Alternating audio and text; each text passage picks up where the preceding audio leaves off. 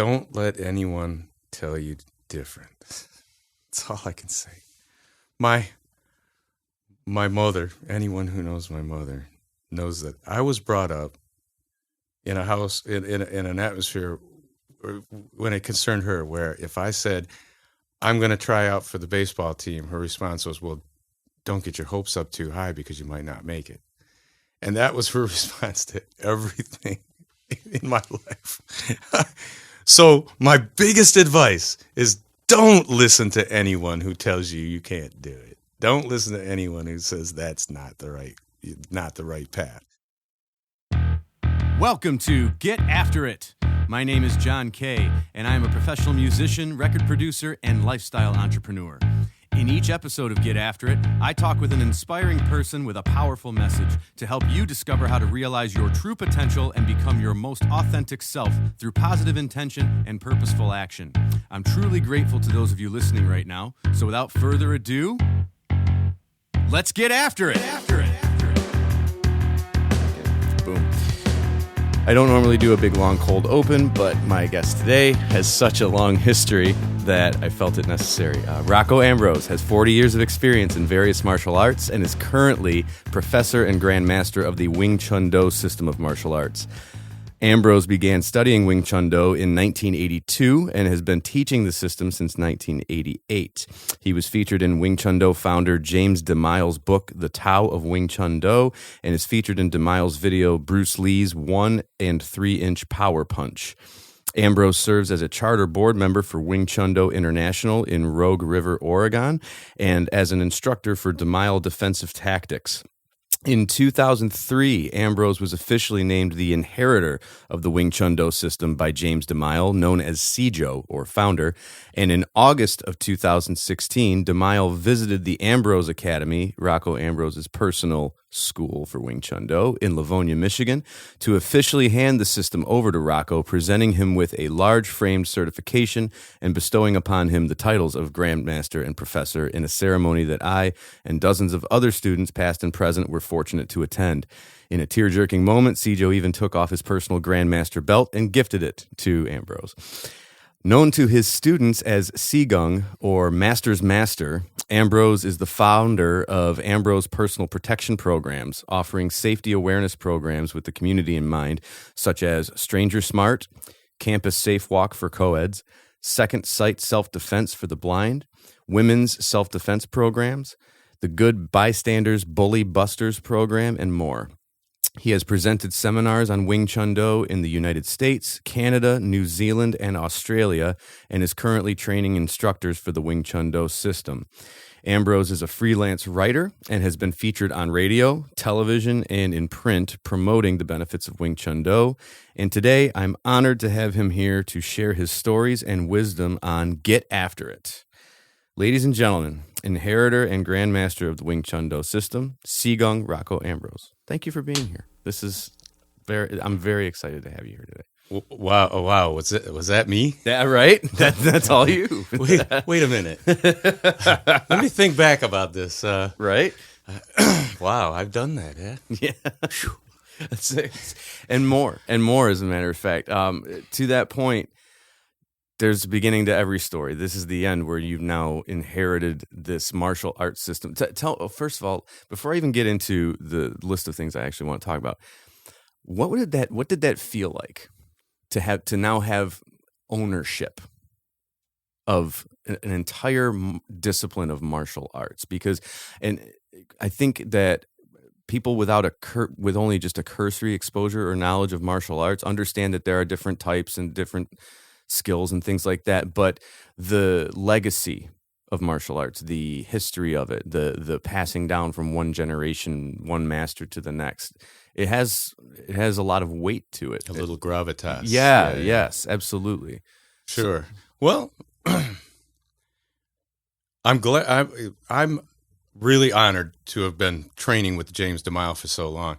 This is the most intelligent martial artist of our time. There's no doubt about it. The guy learned from a legend and savant. Bruce Lee. Yeah, Bruce Lee. Right. And practically savant in a way. And he took that knowledge and was able to organize it, codify it into a teachable format, and created a wonderful martial discipline, which is accessible to everyone, regardless of your age, your size, your physical condition. We've trained people of all sizes, weights. We have a current gentleman who's quite large training with us, probably over 400 pounds. And he can make the system work, and I've taught it to people. You know, I've got young 13-year-olds in the class, maybe 108 pounds, and they can make it work. I mean, it's really accessible to everyone. And then, as you know, we've got guys with frozen shoulder syndrome and bad feet and bad backs and whatever. The thing about this art is it's based on this set of really natural body mechanics, which anyone can learn to master with a little bit of practice. And so, like I said, it makes it accessible to everyone. And I think that's the thing that I really like about the art, because having taught in other arts, this one was constructed in such a clear way that it's, as a teacher, it's a pleasure to teach it. What other? It's just so easy. Which other ones have you taught? I've taught in Southern Shaolin Kung Fu. Okay. Which was, I had learned from a guy named Leonid Shayket, and he had come from the Soviet Union, having learned in some kind of exchange program where they sent people to the Shaolin Temple in China, and they had learned for years and then brought some information back, right? So this is, and his take on it was more combat-oriented than many. So it was quite interesting because it was my first exposure to Kung Fu systems. Okay. And it taught me immediately that I liked Kung Fu over the karate experiences that I had had before that. Actually, mine were Korean. Taekwondo, Mudokwan, Tang Soo Do, things like that. And it convinced me that I liked the Chinese systems more because they were a little more flowing. There was a little more... Not as stiff? Yeah, not as stiff, not as what they call hard style, right? Sure. And like I said, because they flowed a little better, it seemed that you were more prone to winning the fight because you could flow past your opponent's obstruction. You could flow past his resistance. Okay.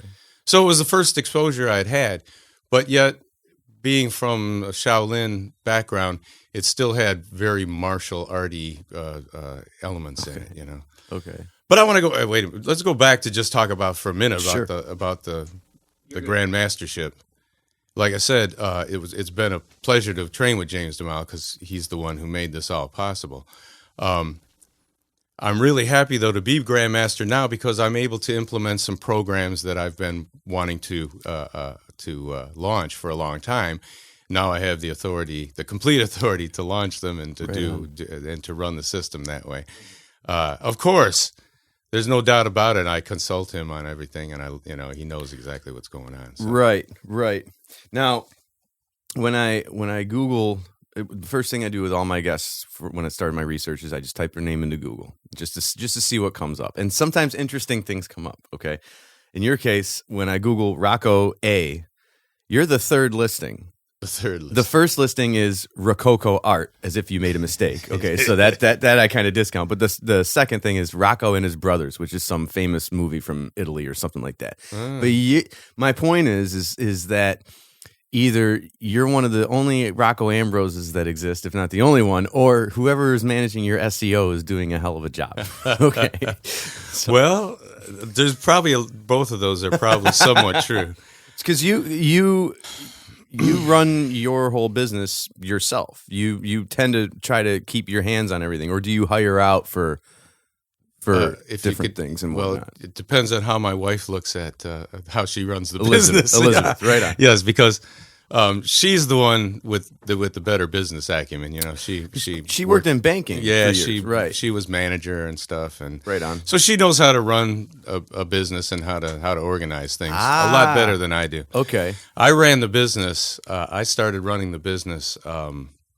88, and all I did was teach a couple days a week at the YMCA, trying to amass enough of a following that it would be feasible to go and try to rent a building. So when I had done that, I think it was maybe 16, 18 months, we rented a 680 square foot place, and 80 of that square feet was bathroom. Wow. So it was a tiny little building. Yeah. Where was that at? It was on Middle Belt, north of Ford Road, about a block just before the high school there. In Right by the Magic Garden Shop? City. Yeah, right. Yeah, yeah. Oh, God. That's right in the heart of where I grew up. So anyway, we were in there for a while in the Villa Bakery strip. Yeah, I knew the family that owned that place. Yeah, The yeah. Pizza rolls That was all our day landlord. long. That's our landlord. I used to go in there for pizza rolls when we were there. That's funny. Yeah, so then we outgrew it eventually, and we moved to a new place on Ford Road, just west of Beach Daily, Okay. and right where now it's the Arabian Market. Nice place. Was that? What? Just west of Beach Day. Okay, I know exactly where you're talking. Okay, right on. Yeah, over by Crestwood there. Right on. Okay. But anyway, we were there for quite a while, and Elizabeth was still working at the bank, and I was struggling trying to figure out how to run this stupid business and do what I want to do, what I love to do best, which is teach people, right? Right. And it's distracting when you have to do both. It's you can't concentrate on the thing you love. Yes. Well, the lady I love came finally to see it my way, and came to help me with the business. A very difficult decision for her, I'm sure, because that was a great job, and it had security, and it had bennies and all of that. That she had to really think about before joining us. So you said though came to see it my way. Help me. No, I'll obviously respectfully, but help the listeners, whatever, understand. So what you're saying, and this is my ignorance too, because we haven't had this conversation before or whatever. Yeah.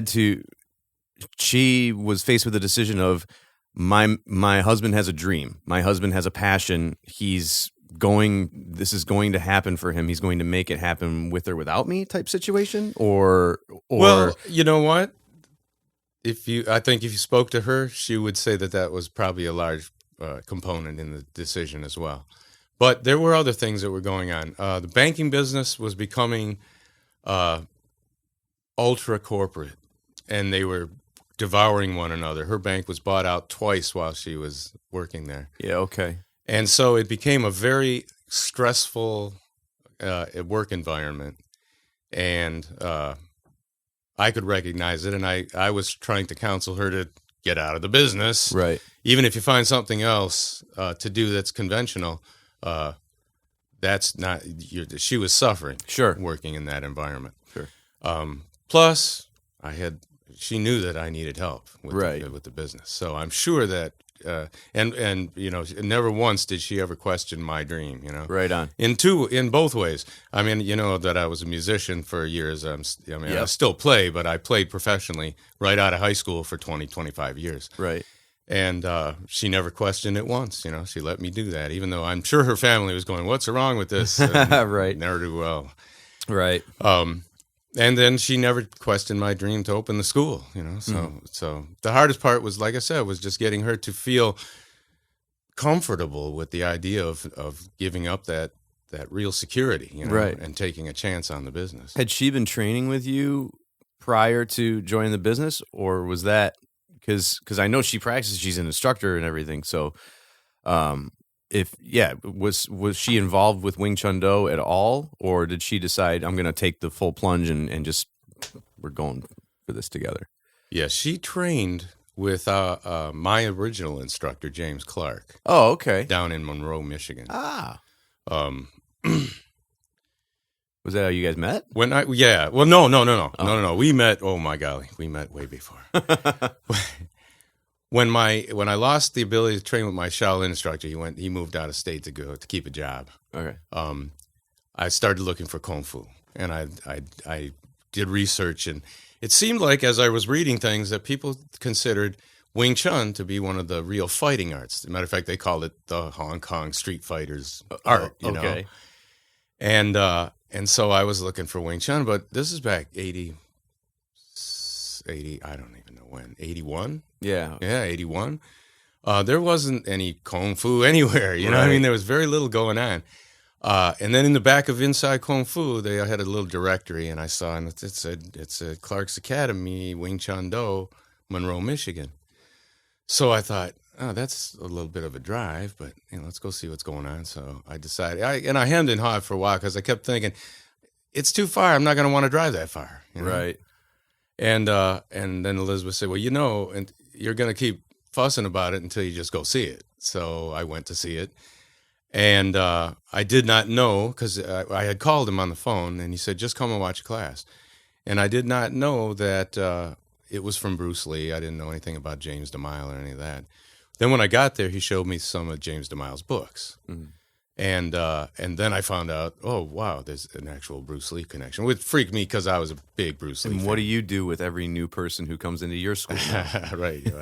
Show them how it goes. It's great. So you knowing the system a little bit, there were two things sold me immediately. I was watching a yellow belt class, mm-hmm. and I saw shadow closing and reading drills. Mm-hmm. And I was sold because I had black sashes, and I couldn't close like that. I couldn't stick to a guy like glue, like a magnet. You know how it works. Uh-huh. And then I saw reading drills, and I said, oh, I can't stand in a line and endlessly block punch after punch after punch accurately and punch back in the face. I was like, I got to learn this. Right. And Elizabeth will tell the same story. I came home. I was so excited. I got, honey, I'm going to teach this art. That's great. And she was like, okay, whatever. And she said, how long was the ride? And I was like, yeah, it is a long ride. I ended up traveling down there 3 to 4 days a week. I didn't care how far. I wanted it. Right. So anyway, somewhere when I was around a blue sash, she came and joined. And she trained up through about a blue sash. But then our son came along. So when I hopefully make blue sash, that's when I can turn to Jackie and say, all right, it's time to come on. Let's go. That's right. Right. Bring her in. Right. That's good. Yeah. So you've got your family with you too. That's actually one of the questions I was going to ask you in a bit. Ambrose, you developed after you said the 16 to 18 months of teaching at the Y, you decided, you went and got the building and you made the Ambrose Academy. Right. Okay. But Ambrose Academy isn't just about you. It's about your wife, Elizabeth, your son Tyler's there with you. They're also instructors. What do you love most about having your family involved in the business, and what challenges, if any, arise as a result of mixing family and work? Because to piggyback on this, the reason I ask this question is a lot of people that listen to this are either entrepreneurs or are considering becoming entrepreneurs and striking out after their dreams, their passions, their goals. And a lot of the hurdles you hear, the excuses or the reasons are, my wife or my husband or my kids or my job or my mortgage or my friends or my family, all this stuff. So that's why I ask, what challenges and what do you love about it? First thing is you must be sure I am aware, and I can make aware, Tyler, when you broadcast this. Uh-huh. Because he is not my son. Oh, pardon me.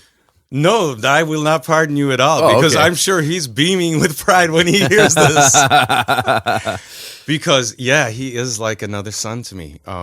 Through our history, we've had many sons who've grown in our school, you know what I'm saying? Oh, right on. And so and they consider us almost like another parent, you know what I'm saying? Mm-hmm. And we've seen that and heard it from their own voices many times.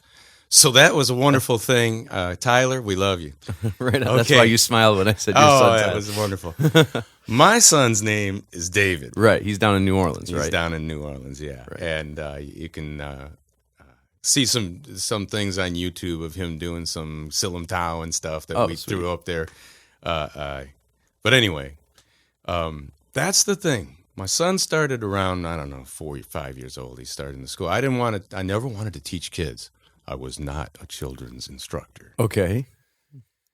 But then I had a kid, and I had to teach him, right? Yeah. And I couldn't teach him by himself, so right. So my original children's class was like 4 of my nieces and nephews and their neighbors, right? And it slowly then blossomed. We have a very vital children's program now. Yes. But so my son was growing up in the school, and he was the biggest annoyance I've ever had in the time all the time I've been teaching, I can still tell. Parents come to me when I yell at their kids, because I yell at their kids a lot. Right. And parents come and they tell me, oh, I'm so sorry, or whatever. They apologize. You know, it's like, no, you don't understand. In all the history of the time I've been teaching, the one name I called more than the one guy who gave me more frustration as a teacher was my son, David. And by the way, I love him so dearly. Right. And he's a great martial artist now. Right on. But so that, whatever. That's why we're there. We yell at kids, and hopefully they learn to respect us for it. That's I don't awesome. know how that works. They'll jump up and But give you anyway, high so fives. here's the thing. Miss Elizabeth, who was still in the banking business, was beginning to realize that at 9 years old, she had missed almost 9 years of David's life. I was Mr. Mom and brought him up and took him everywhere and did what I had to do. And I had that freedom because then I went to work at night and played music. Right. So anyway, So you were teaching during the day. I was teaching and and work. Yeah, I was doing all kinds of stuff. I would teach a class till 8, and then we'd play a gig from 9 to 1 wow, right on. in the evenings. And then I'd get home from 4 and sleep. And Right. so anyway, I think that was a large part of her final decision, making the decision to get into our business, was that she was missing Dave, and she knew one place she could find him all the time was at the Kung Fu school because he had no choice. Right. And I know there were days when he wished he didn't have to be there, but Right. but we all had to come to grips with we're a Kung Fu family. Right on. We're not anybody's family that works at EDS. We're a Kung Fu family. Right. And so we slowly then became a very strong entity as a family. Right on. And it was a great experience for Dave because he became socialized early in a way that most kids don't, because he was interacting with 4-year-olds to 75-year-olds. Yeah, he wasn't just sequestered with his own age group all the time, going from growing up with one group of people through school or whatever, and that was his only social set. Right on. Exactly. That makes sense. And so I think one of the elements that made our children's program so strong as it grew was David, and not so much David, but the image the idea that people said, this kid is pretty cool. He seems disciplined. He's pretty good at what he does. He helps the other kids. He's a real honest kid. I got to tell you that Dave never says anything he doesn't mean, and you better be careful. If you ask a question, you're going to get the true answer, right? Right. But people respected him, and then they said, "Oh, look at those parents that made that." And then when they say that, I go, "I don't know where that came from. 'Cause that wasn't me." You know what I'm saying? At any age he was more than I was at that age. Right on, for sure. That's but great. anyway, so yeah, it was great then to begin to grow as a family in the business, right? Yeah, absolutely. And he stayed as long as he could, Mm-hmm. but his wanderlust took him. Some of us have it. Some of us have it. No, that's great. So so take us back, to when all the way back when you were a kid. All right, where'd you grow up? What were the socioeconomic conditions like? What were mom and dad like? What did they do? How was school for you? Up until the point where you discovered your love for drums as well. Yeah. And then your love for martial arts. Wow. Whew. I was born in Los Angeles County General Hospital. Sweet. Probably didn't live there more than 3-4 months. I don't think we lived there long at all. I think it was just we were passing through when it was time. Sure. And then they tell me I lived in like 17 states before the age of 3. And my ma said they just emptied out a bureau drawer and put a pillow in there, and I slept in the dresser drawer wherever we were. That's what I was told. That's great. I'm not sure if it's true, but it's the family legend. Right? I like it. So I grew up basically as a vagabond there, and to tell you the truth, my first memory of either parent, they were already divorcing. Oh wow. Okay. So they divorced. I think I was 3.5, something like that. So I never knew my dad closely. Sure. You know what I'm saying? For as a kid, And my mom, I hate to say it, I didn't know her well either. It was a socioeconomic time when if a woman had to work to make money, she had to work long, hard hours. You know? Right. So she'd get up, get on a bus, and be off to work at 6:30 in the morning, and maybe be home by 8 o'clock at night. So I had a lot of babysitters, Gotcha. you know, and stuff like that. Well, you know, whoever could watch me. Sure. So anyway, my dad was a drummer before me, and he had been playing, I don't know, since the 40s or something. Oh, wow. Yeah. And so I watched him play, right, on the weekends, whatever weekend was his to come and get me. I watched him play. And so that's where at least my interest for the drums came from. And then on the other hand, my mother decided, she didn't tell me, I didn't know anything about it till she married, till she was about to get remarried. So I didn't know the guy till after the fact, right? Okay. Exactly. And never liked him. He wasn't a nice guy. He was a violent alcoholic. Oh, jeez. Yeah. So that didn't make for a very good time there. So I think to a large extent, I think drums was an escape for me. Right on. Because it was the one thing I could just put headphones, put records on, and just play along and play and play. What'd you play along to? Chicago. Right on. Blood, Sweat, and Tears. Right on. And then Burt Bacharach, So you like lush arrangements? I was not. Well, here's the great. thing. Other people were, I want John Bonham, and I want to be. Most say that. most overrated drummer. Blasphemy. That's what I hear all the time too. I've had Keith Moon. Wait, I got Keith Moon on tattooed on my arm. That's the thing. I got Keith Moon tattooed. He taught John Bonham, for crying out loud. John Bonham. Anyway, that's not where I was. Right on. I was listening to Fifth Dimension. Yeah. And then I was also listening to all of Motown. One thing my dad did do for me was take me to the Motown reviews since I was 3 years old. Awesome. So I got to see Stevie Wonder at 11, 12 years old. So you settled in Michigan then when you were a kid? Yeah. At that point? Okay. Yeah. Whereabouts? Actually, we lived on the east side. I'm trying to remember. It was close to Harper Woods, but in the Detroit side. Sure. Okay. Right on. And we lived there. I don't know. I think we were there for only a couple of years, 2 years. So I think I went to kindergarten there and half of first grade, and then we moved and then most of the time, the place that I really identify with and spend a lot of time, like on the streets, like you, as you would say, sure, was over in the east side, just south of Hamtramck. Okay, bordered by like the freeway, right? 94, Mont Elliott, Shane Street, and Warren. Yeah. So a little block there. We didn't go beyond that because there was a lot of racial tension at that time. I mean, I lived there during the '67 riots. Right on. Yeah, I'm reading the the Charlie Manson biography right now that came out a few years ago, and I'm in the part where it's the late '60s, and reading some of the stuff in there about with the racial unrest and everything, and then also the protests on Inauguration Day when Nixon was taking office.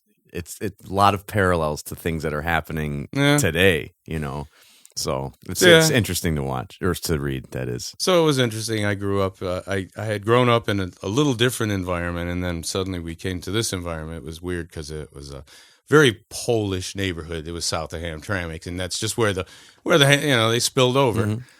And I still have old Polish family in Hamtramck. Yeah, actually. so it was a really weird transition because the gentleman she married was also, they were staunch Polish Catholic. Ah, okay. Very austere European sect. Yep. And very dark and very mysterious. And very Rasputin. And I was already 6 or 6.5, and I had never been exposed to religion before.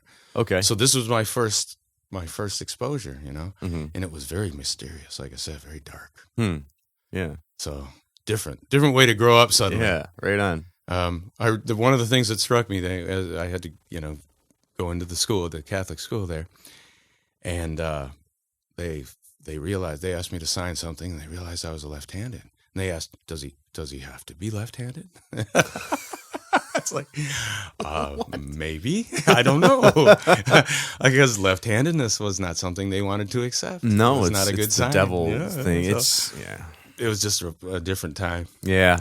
My dad was raised Catholic by my grandmother, and it's funny. Yeah, we still have old Polish family in Hamtramck.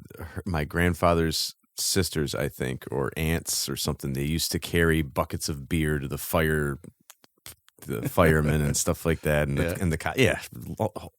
old town Hamtramck, old town. So okay. So what age did you start playing the drums then? I think I was about 7. I mean, I would go over and bang on them at my dad's house, but when I was 7, he bought a new set of drums. Okay, and he gave me his old drums. What kind? Gretsch. Right on. An old Gretsch set. Right on. It was round badge. Yeah. And it was just snare drum, one tom, and the bass drum. Okay. And I went, and then he took me out and bought me a cheap. We went to a pawn shop, bought a cheap little floor tom. So I got a second tom, right? Nice Frankenstein kits. Yeah. Oh man, I went through a litany of toy kits before getting my first professional kit. Yeah. Anyway, all right. So that was it. I had a drum set, and as soon as I got it, like I said, I just I hid out in it. There was a lot of hours during the day when there was nothing else to do. Sure. So I just had a record player next to me, and I'd put records on, and I'd play along with the records. Yep. And the neighbors would get mad, and the landlady would bang on the door. Oh yeah. What landlady? We were an apartment. They were all flats. Oh, okay. In that part of the world, everything was flat. There was Gotcha. an upper and a lower. Okay, right on. And so the landlady bang, bang, bang, and I'd pretend like I couldn't. Well, I couldn't hear it, right? Right. That's good. I was playing drums. That's great. But so I just practiced a lot, and right on. Eventually, it wasn't until we moved then to the Greenfield and Plymouth Road area. Okay, yeah. That I started playing with other people. Okay. Because I was now, 12, 13. And so even in junior high school, I was meeting guys who played electronic guitar. Everybody was playing Stairway to Heaven. Of course. So we could go to each other's basements and play music, And then finally I met this kid named Joe Ference, really nice guy. And he had made a whole... Why do I feel like I know that name? He had built a stage in his basement and brought amps in and stuff, and we would go down in his basement and put on shows. That's great. It was really cool. This was in junior high school, and so anyway, that's when I started actually playing with other people, right? Sure. And then it wasn't until and then in that junior high school also, we had a musical director named Tillis Butler, really nice guy. Mm-hmm. And he recognized that I could at least keep time, right? Because I had that much under my belt. Yeah, drummers, don't forget that's your first job is to keep time. Okay, that's there's no such thing as feel. There's only your inability to play in time. I love that. So, oh my golly! But anyway, he was heavy into Dionne Warwick and doing Burt Bacharach stuff. Mm-hmm. So he organized a choir, and they learned to sing the tunes, and I played drums with it. That's great. And that's when Elizabeth says, she looked over and she said, "Who's that blonde guy on the drums?" Nice. So we met in junior high school. I think we probably first saw each other just before our 15th birthdays. That's pretty awesome. So you married your high school sweetheart. Yeah, my junior high school. Junior high school. Yeah, this is 6th grade, 7th grade. And these weren't in the days of arranged marriage. No. That's great, man. Good for you. Yeah, so we've been together for a long time. Now, how did you discover that you wanted to train in martial arts then? Well, also at that time, or early on when we were like I say, on the east side, and we had to we ran a lot from school. Okay. We got chased. If you crossed the wrong street, you got chased. You learned to run. And I said, well, maybe I should learn something about self-defense, and that might be the place to start.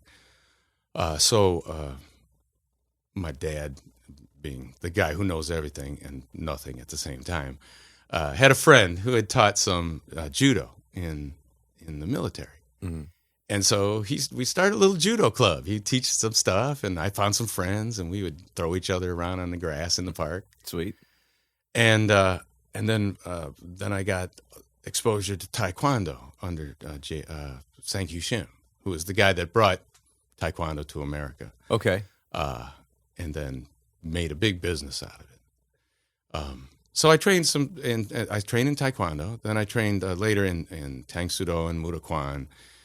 Just trying to find something that would work in a street fight, and then finding out it.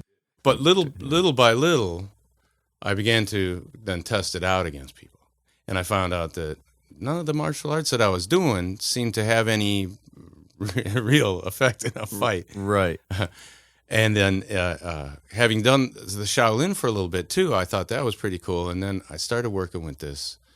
I met a guy, Golden Gloves boxer. Mm. And I wanted to test some things out, right? Right. And we would spar around just a little bit, just farting around, And the guy was he was too mobile for a martial artist to hit him. Okay. He just kept moving around, and his footwork was really good. And so I could land something, but I could only land one technique, and then he was going boom, boom, boom, boom, and he was all over the place, and he could throw fast, and you know what I'm saying? So it was kind of weird. Because I kept thinking I was learning something about self-defense. Yeah, you spend all that time and you have all that growth, and it's okay. Your next level, your next level, your next level, your next level, and you reach that top, and then you put it against somebody who street fights or is a boxer, like you say, and you find out that not that it was a waste of time, or anything like that, but that the practicality of it, it didn't jive with what you thought it was going to be. Right. Is that okay? Right. All right. Well, yeah, and once again, because this guy could really fight. Okay. And I mean, if you have real experience, you know what I'm saying? Have you been in many fights? I've been in a few, yeah. I've been in literally one fight. Oh, I see. So and it was enough to make me go, I'd never want to try to get in a fight again unless I know how to fight, So right. You know what I mean? Right. So I'm a little bit curious to ask, if your disciplines have ever saved you, or, your butt on the street or whatever. Interesting. That's like a question that everybody wants to ask a martial artist, right? Or a martial art instructor. Sure. You want to hear tales of glory, right? Right. Exactly. But really, what glory is there in hurting another human being? When you come down to it, there really isn't, And I can say yes, in my case, I had a few incidents, and I can say that due to the efficient nature of Wing Chun Do, I mean, non-telegraphic motion, startle convergence, right? I came away without injury. There's no doubt about it. It helped me. It saved me. But the more practical question, I think, more philosophical, more cogent question is really, how many altercations were you able to avoid? How many times were you able to extricate yourself from a situation without having to hurt someone else? You know what I'm saying? I think that's the accomplishment that one should be more proud of. And after all, I mean, in our classes, we teach the kids many strategies for avoiding a fight, right? Right. Walk away, whatever it is. Talk your way out of it. Find somebody who can intercede for you, whatever it is. We tell them to find a teacher, an adult, Sure. And as a teacher and an adult, I think I owe it to them to employ those same strategies for myself as a sign of a mature human being. You know what I'm saying? Yeah. So... And I mean, when you think about it, after all, unless your life is in danger and really threatened, what glory is there in, right. beating up a guy? When you think about it, if you have true skill, it's like shooting fish in a barrel. I mean, it's easy. It's too easy, and there's not, like I said, not really glory. If one really has skill, right, it's almost tantamount to being a bully, just to take a fight, to take a challenge in any way. And personally, I can't take any pride in punishing someone for the stupidity of, making a bad decision. Sure. You know what I mean? Give a guy a break, And in the end, it really allows me to go home, and have dinner with my family, live a long and happy life. It's a win-win for everybody. You talk about that in classes. I've heard you repeat it often. What's the goal? The goal is to get home and have dinner with your family. That's all I got. It's not to be the toughest guy on the streets. The goal is to go home and have dinner with your family. That's what I think. I think we all owe it to one another to try to create a more peaceful society around us. Anything I can do to do that, I think it's my responsibility. So I like it. It's Zen. It's righteous. It's really cool. I dig that answer. You said you have said you're a lifelong Bruce Lee fan. Yeah. Right. And when you discovered Wing Chun, you were pleased to find the Bruce Lee, James DeMille, Wing Chun Do connection. Right. Same with me. When I was searching for a martial art to get back into, or to get into, because I knew I didn't want to do Taekwondo again. Again, just as you said, it felt very stiff, regimented, and I had also I think when I did it went from white to yellow to green belt, and I also ended as a green belt. And I remember, trying it, not trying it out on my friends, but just play fighting or whatever. And again, no practicality. And then I did some kung fu karate training with my cousin who was in the Army, stationed over in Japan, learned some things, came back. We were doing some stuff. And again, I start sparring with my friends and they're just using street fighting stuff on me. So I'm like, all right, I'm done. But so as I'm looking, I'm Googling and I'm trying to find the most well-rounded discipline, right? The one that engages, not just the body and the moves, but also the philosophy of things, the mind, the spirit of it, right? And so in the Wing Chun Do mission statement, as a matter of fact, it says to create a worldwide system for teaching the most efficient and practical ways to achieve individual growth in the mind, body, and spirit. Okay. And then to have international sources for disseminating this applied information through schools, seminars, videos, magazines, newsletters, and the internet. Also to promote a bonding of members who are searching for a common goal to maximize individual potential and bring the spirit, mind, and body into harmony. It's exactly what I was looking for. And I remember, I remember walking in on that I remember calling you up and saying, hey, I'd like to meet with you, whatever. And I just come into a class, just like your instructor said, Clark. And I remember coming in, you sit me down, and just as you showed me, some of the books, you showed me James DeMille, you explained some of the history. And I had just on Netflix saw the Ip Man movies were circulating at the time, and they're still on there, of course. But I started watching those a little bit because I'm like, oh, that's Wing Chun Do. Come to find out, no, that's not necessarily Wing Chun Do when you watch it. But the lineage is really what sold me on it, because I was a huge Bruce Lee fan growing up. I had Bruce Lee posters in my room and Sho Kosugi posters doing all the different hand things, with the and so being a lifelong Bruce Lee fan. When you first met James DeMille and he told stories about Bruce Lee, did it shatter any of your preconceived notions about Bruce Lee as a guy? Well, let's see. Elizabeth will tell you, we used to go down, I think when we were 15, still 16, 17, we used to take the bus down to the Fox Theater every Saturday afternoon and watch Kung Fu movies. Awesome. It was. And of course, the Bruce Lee movies came on, we'd stay and watch them twice, whatever. It was the best. It was the best. When I met James DeMille, well, at that time, he wasn't as candid as he sometimes is now, as quickly candid. Let's put it that way. Sure. So he's getting up in age. He allowed Bruce to get to it. He allowed Bruce's mystery to exist there for a while. But no, without a doubt, when I heard things like when Bruce was at a party, or when Sijo and Jesse, they said when they were at a party, and they'd be hanging out and have a couple beers, and everybody was having fun, and then Bruce would come in, and Sijo and Jesse would be like, "Uh-oh, I guess we got to go now," because invariably somebody would say, "Hey, Bruce, show us something." And the first person he'd pick on is Sijo. He'd say, "Hey, Jim, get up and let's show him something." And then he'd, whoop the crap out of him. Jesus. So, got tired of being the whipping boy. So I never considered it quite from that standpoint before. Right. But as Sijo said, Bruce was really interested in people from his standpoint, Bruce was interested in people for one reason. They had some fighting ability. Okay. So, I guess it changed the way I thought about him.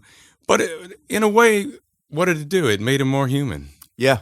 It just made you aware that he had some of the same, neuroses Sure. that we have. Right on. In a way, And Sijo will say, when they would talk candidly, you would hear that Bruce, had some self-doubt, a little bit, Right. But without a doubt, Sijo will tell you that Bruce is the one factor that changed his life. I mean, his history. He got in some real trouble. Sijo? Yeah. Yeah. I mean, starting out very young, he and his siblings were separated from their mother, and placed in separate orphanages. Right. So he grew up in an orphanage and had a lot of negative experiences there, and then became more or less a street kid after he got out. Mm-hmm. And then at one point, he got in a lot of trouble with some bad people, and went to court. And they said, "Well, two options: you can go to prison, or you can join the army, join the military." Right. Well, he having been brought up in a Catholic orphanage, he did have an education, and he was able to score high enough to get into the Air Force. Right on. Where he then promptly kept fighting, right, and became heavyweight champ in the Air Force. Right. And anyway, so he said that when he got out of the military, he probably would have gone back to the same people in the same circumstances, and he fully expected he might have gone back to jail, Right. And then he said he met this young Asian kid, who was so purposeful, so assured, and so absolutely positive he was going to be something, that it gave him a different way of looking at himself. As you know, he's Filipino, half Filipino, and that's the part that he looks the most. So sure, yeah. So he was at that time, anyone with a dark skin was treated differently. The other, you know what I'm saying? Yeah. So anyway, he said that meeting this young man, just changed his perspective and gave him a whole new way of looking at life, right. And change. As you know, he went on to be somebody really amazing himself. Right. So I learned a lot about Bruce, both good and some negative. Right. What can you say? Right. Right. Do you remember when you first met Sijo, and what do you remember from that? Let me see. That was 1984, and I remember. I remember lots of things. I remember again his self-assurance. Boy, when he told you something was right, it was, and he could demonstrate it. You know what I'm saying? He could show you how right it was, and that was cool because that was the first time I saw a martial art that was really that could be demonstrated absolutely under any circumstance. You talk about one of your phrases that you talk about or you use is turning martial art into martial science, right? And I tell people, or I've taught people, especially when I was doing sales management. And I know it's a completely different discipline, but I would always ask my guys, okay, is selling an art or is it a science? And you'd have people go back and forth, and I'd say, well, what it really is it's both. The trick is practicing the science enough to make it look like art. Yeah. When you're doing it, right? And that's what we're doing at school. We're going over the science of it, the principles behind it, whether it's physics or the placement of limbs and all that stuff for proper structure and everything. And you do it often enough, slow enough, repetitive. Over time, it just becomes part of you, and it looks natural, or it is natural. You're practicing what's natural to make it even more natural. So he was able to, Sijo was able to show you, tell you, and show you in such a way that it just made perfect sense. Yeah. I've never had any other experience like that in the martial arts where it was so clearly demonstrable, right? That's what I really like about Wing Chun Do. And again, as an instructor, that's what it makes it a pleasure to instruct as well, because there is no mystery. There is only the science, and everyone can understand it. It's undeniable when you see it work. Undeniable. I like that word. That's what I like. That's what I like too. And that was the thing that struck me the most about Sijo. Like I said, when because it was demonstrable, he could be absolutely confident in it. And so that changed the way I looked at martial arts. I began to realize, wow, this is the first thing I've seen that actually can work on the street, on and against pretty much any kind of attack. So I pursued it, like crazy because I, like I said, it was the first thing that was really practical. If to that point, if someone isn't trained in the martial arts and doesn't necessarily have the desire to train, what is one basic thing that you would recommend that person do in order to defend themselves on the street? Not trying to say, hey, here's a way to take his class without paying for it. No, but it, if there's one thing, and it doesn't even one thing, what do you think? Well, I have my suggestion. But I want to. Well, it's a good question. I mean, to me, the first tenet of self-defense is self-awareness. Thank you. I was going to say awareness. I mean, there's nothing else. There's nothing else because without some level of skill at a technique, it's not really a tool you can use in a self-defense situation. It's just, it's like Sigung talks about the difference between information and knowledge. Information is data. We can take in data. We take it in everywhere. But no matter how much data you take in, it's not knowledge until you can make something practical of it, until you can employ it in some way. Then it becomes knowledge, right? Up until that time, it's just data. And so, if I could teach you one technique, one magic technique that you should know above all else, I'd be a millionaire. Right, right. So the one thing I can make you vigilant about is being vigilant, right? Right. Being aware of your surroundings, looking around, making sure that you're not distracted by your own effects and your own. Good luck today. It's really tough, isn't it? Yeah. Well, everyone's driving and walking with their face in a screen, and the laws to that point, the laws against driving and texting or whatever, they haven't helped the situation. They've actually hurt it because now instead of people holding their phone up while they're doing it, they put it down so that the cop can't see it or whatever. Right, you know what right. I mean? Now they're looking. So now they're looking down instead of So, and not only that, but everyone's walking around with a phone. People are blissfully unaware of them. A lot of people walk with headphones in, earbuds, things like that, rather than being alone with their own thoughts for just a minute or two. So the awareness piece, beyond even just self-defense, just self-awareness in on the whole is a good discipline to develop over time. Becoming aware of your habits, your behaviors, the words you say, the thoughts you think, the beliefs you hold, sacrosanct. The more you can know yourself, the better you can operate as an effective human being. At least in my opinion. Does that make sense? Sure. That's part of that's part of James DeMille's developmental programs. Is learning to truly look at yourself and see that. And that's the thing that when he came and visited back in August, I almost wasn't going to go. And why? Because I quote unquote couldn't afford it. And then I went, no, with all due respect to Sigung, he is 80 years old. Okay. Who knows when his next trip back from Hawaii is going to be. This is my chance to meet one of the most influential people in the martial arts community, over the last half a century. And it's $100. So it then became a question of, no, don't say I can't afford it. It's how can I afford it? And made it happen. And I'm so glad that I did, because he did the 2-day seminar. Okay. And the first night was personal development. And then the second day was more Wing Chun Do based physical stuff. The personal development one was the one that was attended by maybe half as many people as the Wing Chun Do seminar or event. Right. And for me, I was so pleased to attend the personal development one because it validated so many beliefs that I already had, and then also challenged beliefs and thought processes that I have been having that I have been working on shifting my paradigm on.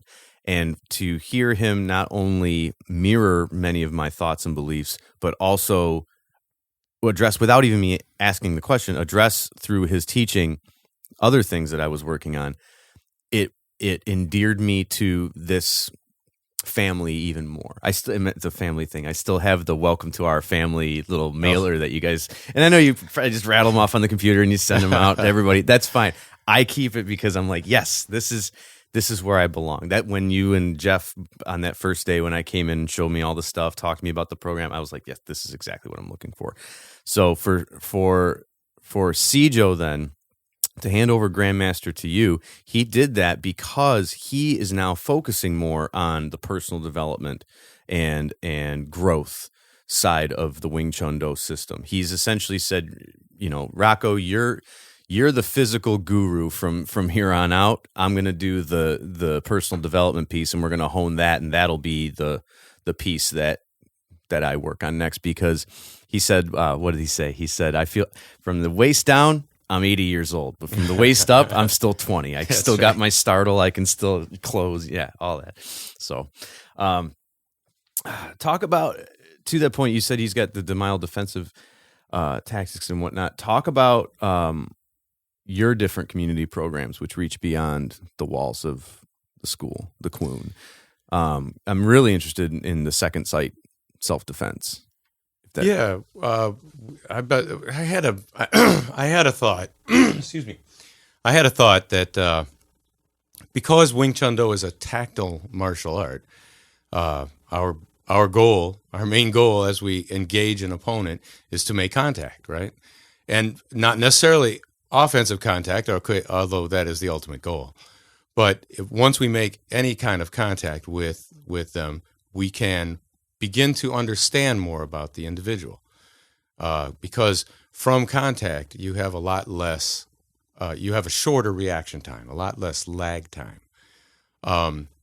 Because from contact, you can feel exactly what the opponent's going to do, right? Right. So as I began to really perfect that part of the system for myself, I realized that it's perfect for the visually impaired. All they have to do is find a way to safely clear the perimeter so they don't get hit first. And once they make contact, once again, I mean, you watch the upper ranks, they blindfold and spar. And so once you make contact, like I said, you can tell a lot about a person, and you can begin to sense the weakest angles in whatever they're doing. Sure. And take advantage of it. Interestingly, we're at Plymouth Road there in Harrison, and there was this gentleman that get off the bus every day and walk home with a cane, with the white cane, and he walked very robustly and confidently, and he'd walk, really fast, and I was like, that's the kind of guy I need to get in the program, because at least he doesn't have any other deficits. He's really so through the association, the Clements Circle Association, that's their neighborhood association. Oh, cool. I got in contact with him, and I said, what do you think? What would you think about a thing like that? And he was like, well, let me come and see. And he was like sold immediately. He loved it. And he had macular degeneration or whatever. Yeah, I was in a band with a guy with macular degeneration. But he had a different type. And anyway, when he first started, I started training with him. He could sense light, so he could tell that you were over here or over there, shadows. And then little by little, as we trained, he was losing that ability. So in the beginning, that was really helpful. And he was instrumental in helping me put this program together. It wasn't, I got to say, his name is Gary Gaynor, and he's the guy that publishes the Michigan directory for services for the blind and visually impaired. Oh, right on. It just happened that he lived right there, right around the block. It's cool. So anyway, we trained. Oh my golly, we trained for years, and he was a perfect Guinea pig. Guinea pig. Yeah, okay, I'll take. Yeah, perfect guinea pig because he wanted it badly. He really valued the concept of self-defense as a blind person, and he also had a lot of contacts, and he was. So for him, it was exciting, and for me, it was insightful because he could really show me things that I hadn't thought about before. And then, so we worked on hand-to-hand stuff for the longest time.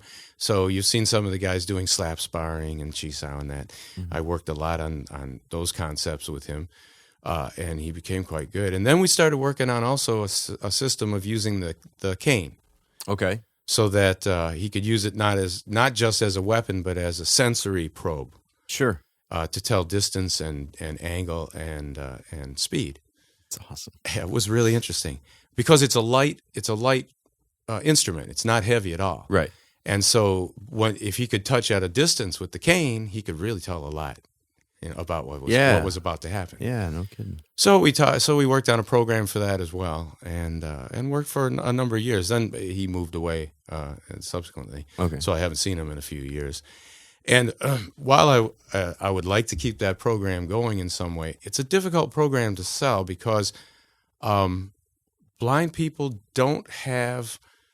there aren't like centers for the blind where they get together and do things. And blind people don't have transportation, like they can't get in a car and drive. Right. If you think about it, hearing impaired, they can go places, and there are all kinds of centers and Sure. Activity centers and stuff for the hearing impaired. But the visual impaired have trouble with transportation and all of that. So it's a difficult program to get together. Unless you can find somebody who can organize, a space, and it's a difficult program to expand. Right on. But without a doubt, we created a really great body of knowledge which could teach visually impaired. The one parameter on it in the beginning, you need a lot of instructors if you're going to have a class. Okay. Because they can't watch what you're doing and do it. Right, yeah. So okay. you have to have an instructor, at least one for every 2 students. Sure. To begin with, because they've got to be able to feel it and do it too. Right. So it's different than you're almost teaching because you're other. using 2 of them that they're demonstrating on each other. They're always being primary and secondary. Right. Okay. And once again, and in the beginning, they can't do that because they don't know what either side should feel like. Right.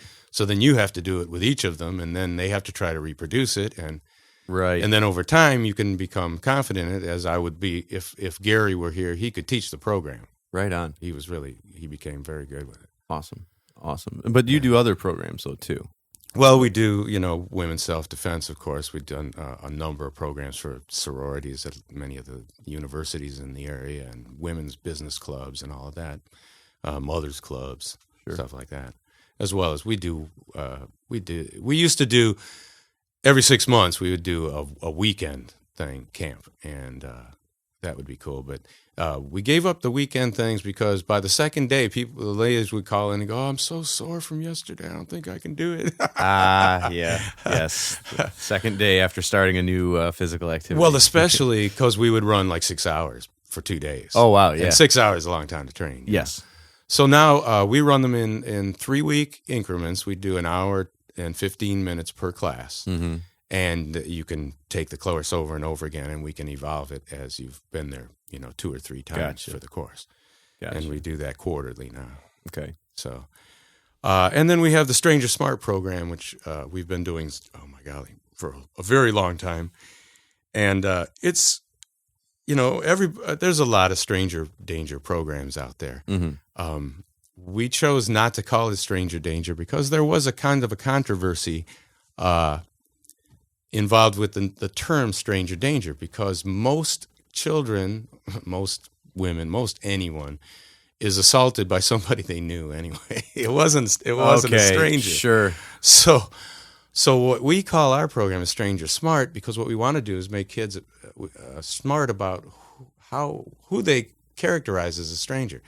One of the things that we teach them is a stranger is anyone, whether you know them or not, who asks you to do something that's weird or strange or doesn't feel right. Get your spidey sense up. We talked to them about all of that. Yeah.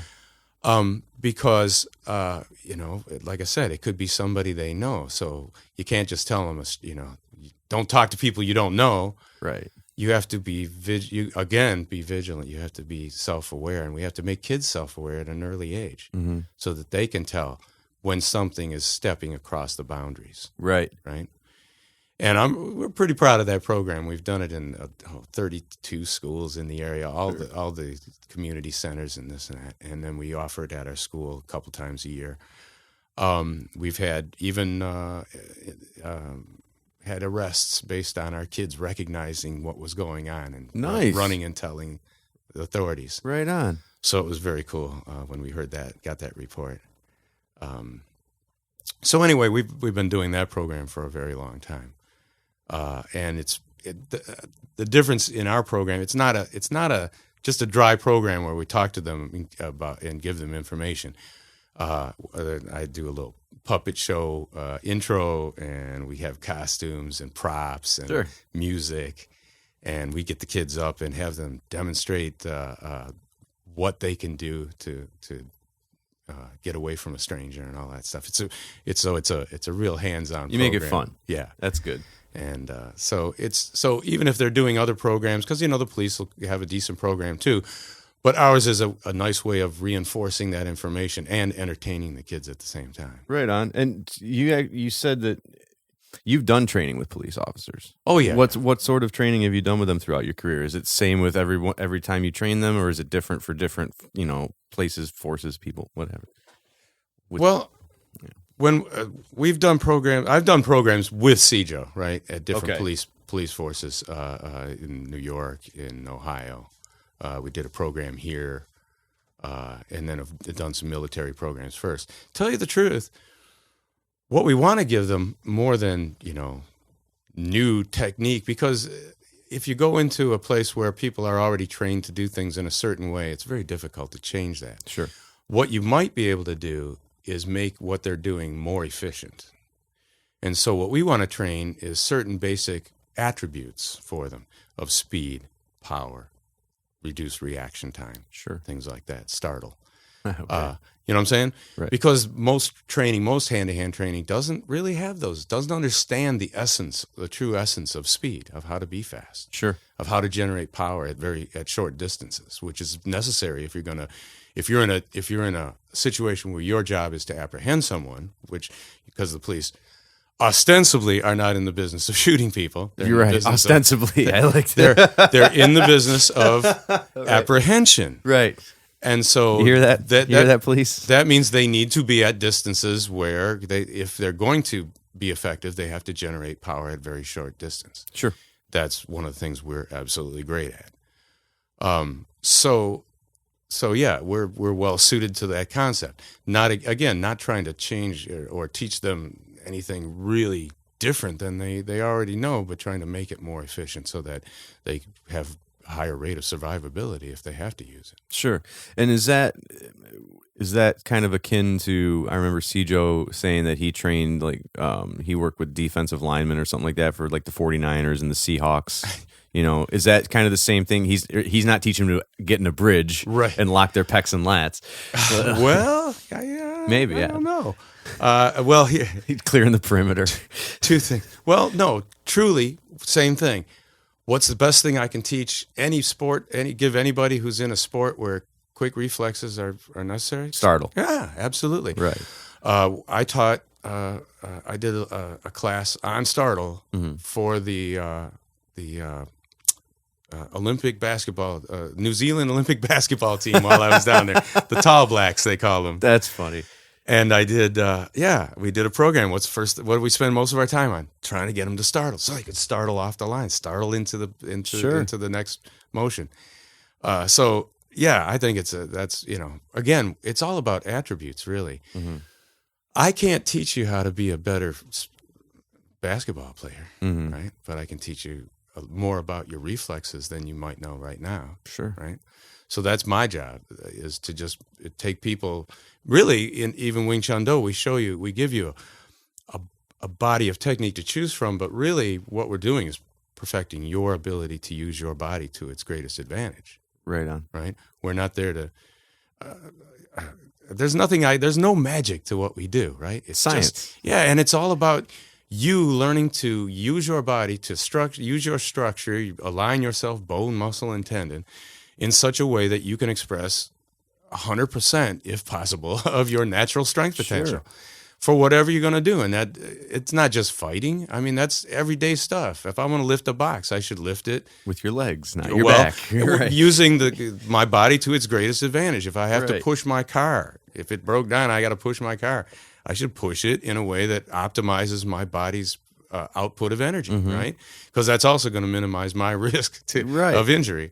Yeah, Kurt talks about that because he's pipe fitter, right? Yeah. And he talks about that using his wrenches and stuff. You know, he's like, I align my center line on the wrenches, and I use my base for power. And he's like, I wouldn't have done that before Wing Chun Do. Exactly. Yeah, it's pretty. So I look at it as life skills, you know. You're right. No, and that's the thing too. You got the new sign on the building. It says Martial Life Skills Center. Because I think a lot of people, when they see martial, they think aggressive, attacking, fighting. You know, I'm going to get hurt. You know, all that stuff. I've come home with a couple bruises on my inner forearms, you know, after Wing Chun Do, but that's because of a misplaced tong sao or whatever. But. Yeah, I think also some people, and I guess maybe this is just from my own experience, but when I tell somebody or when somebody finds out that I'm taking martial arts or I've taken martial arts or whatever, there's a perception of, oh, you just want to be a badass.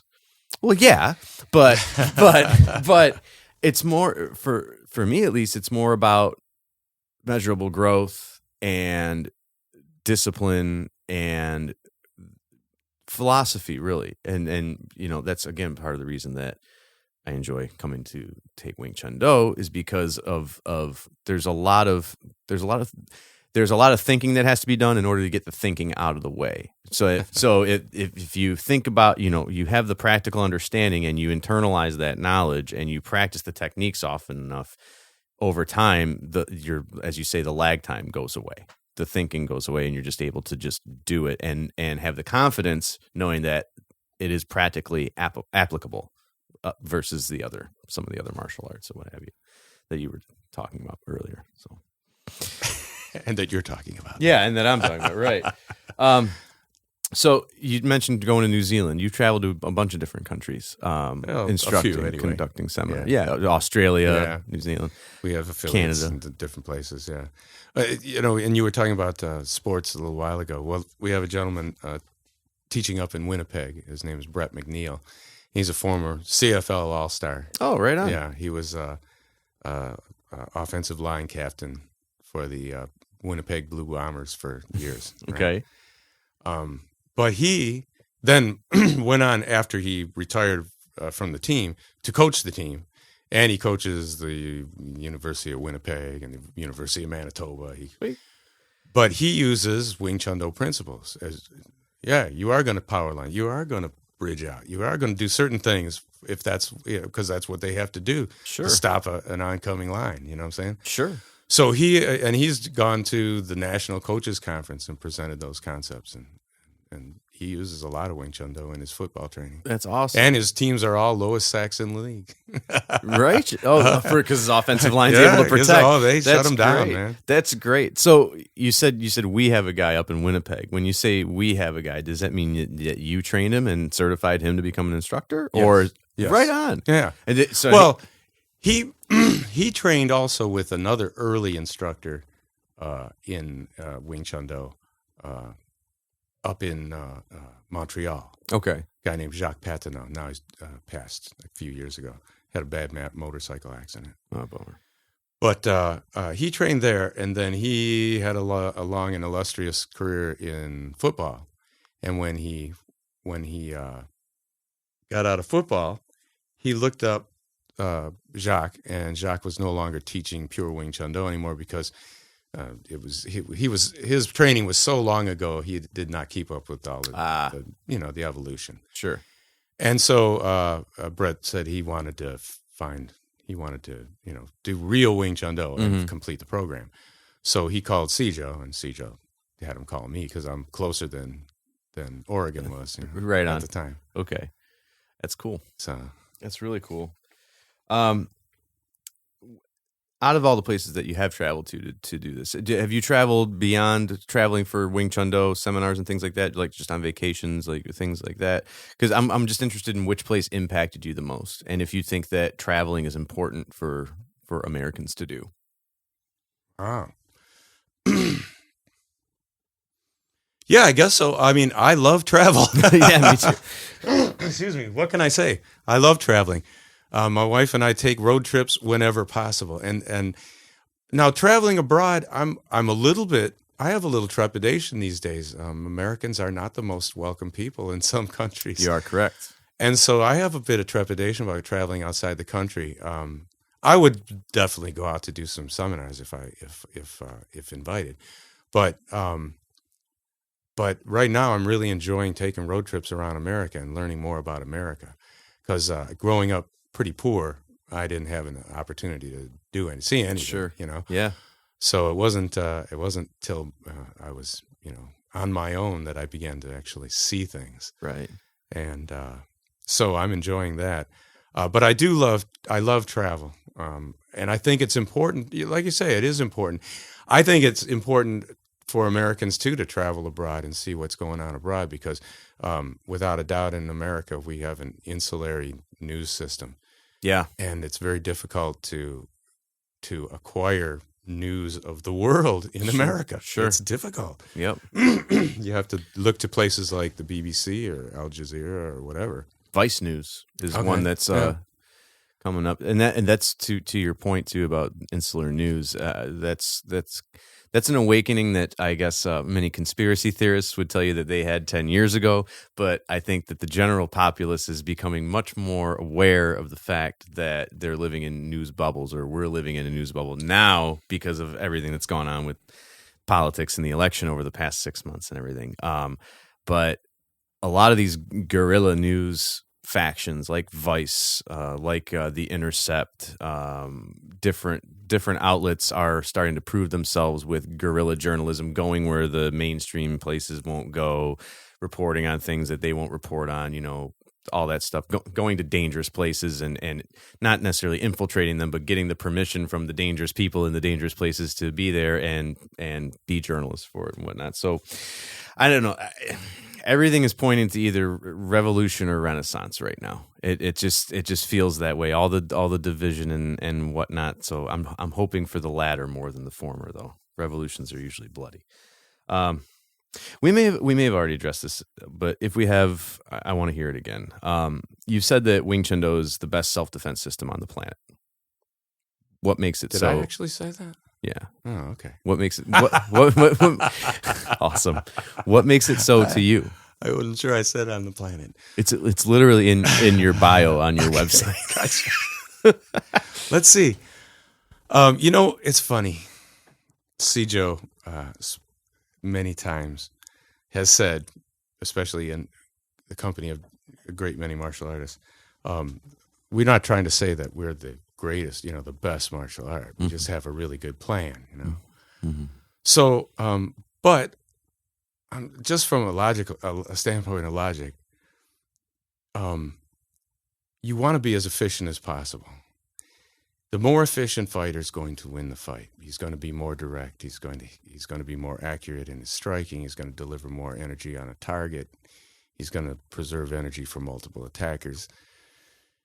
So we want to be as efficient as you possibly can, and so we're constantly checking our premises. Now, if you can demonstrate the total efficiency of what you're doing, there can only be one most efficient way to do anything, right? Sure.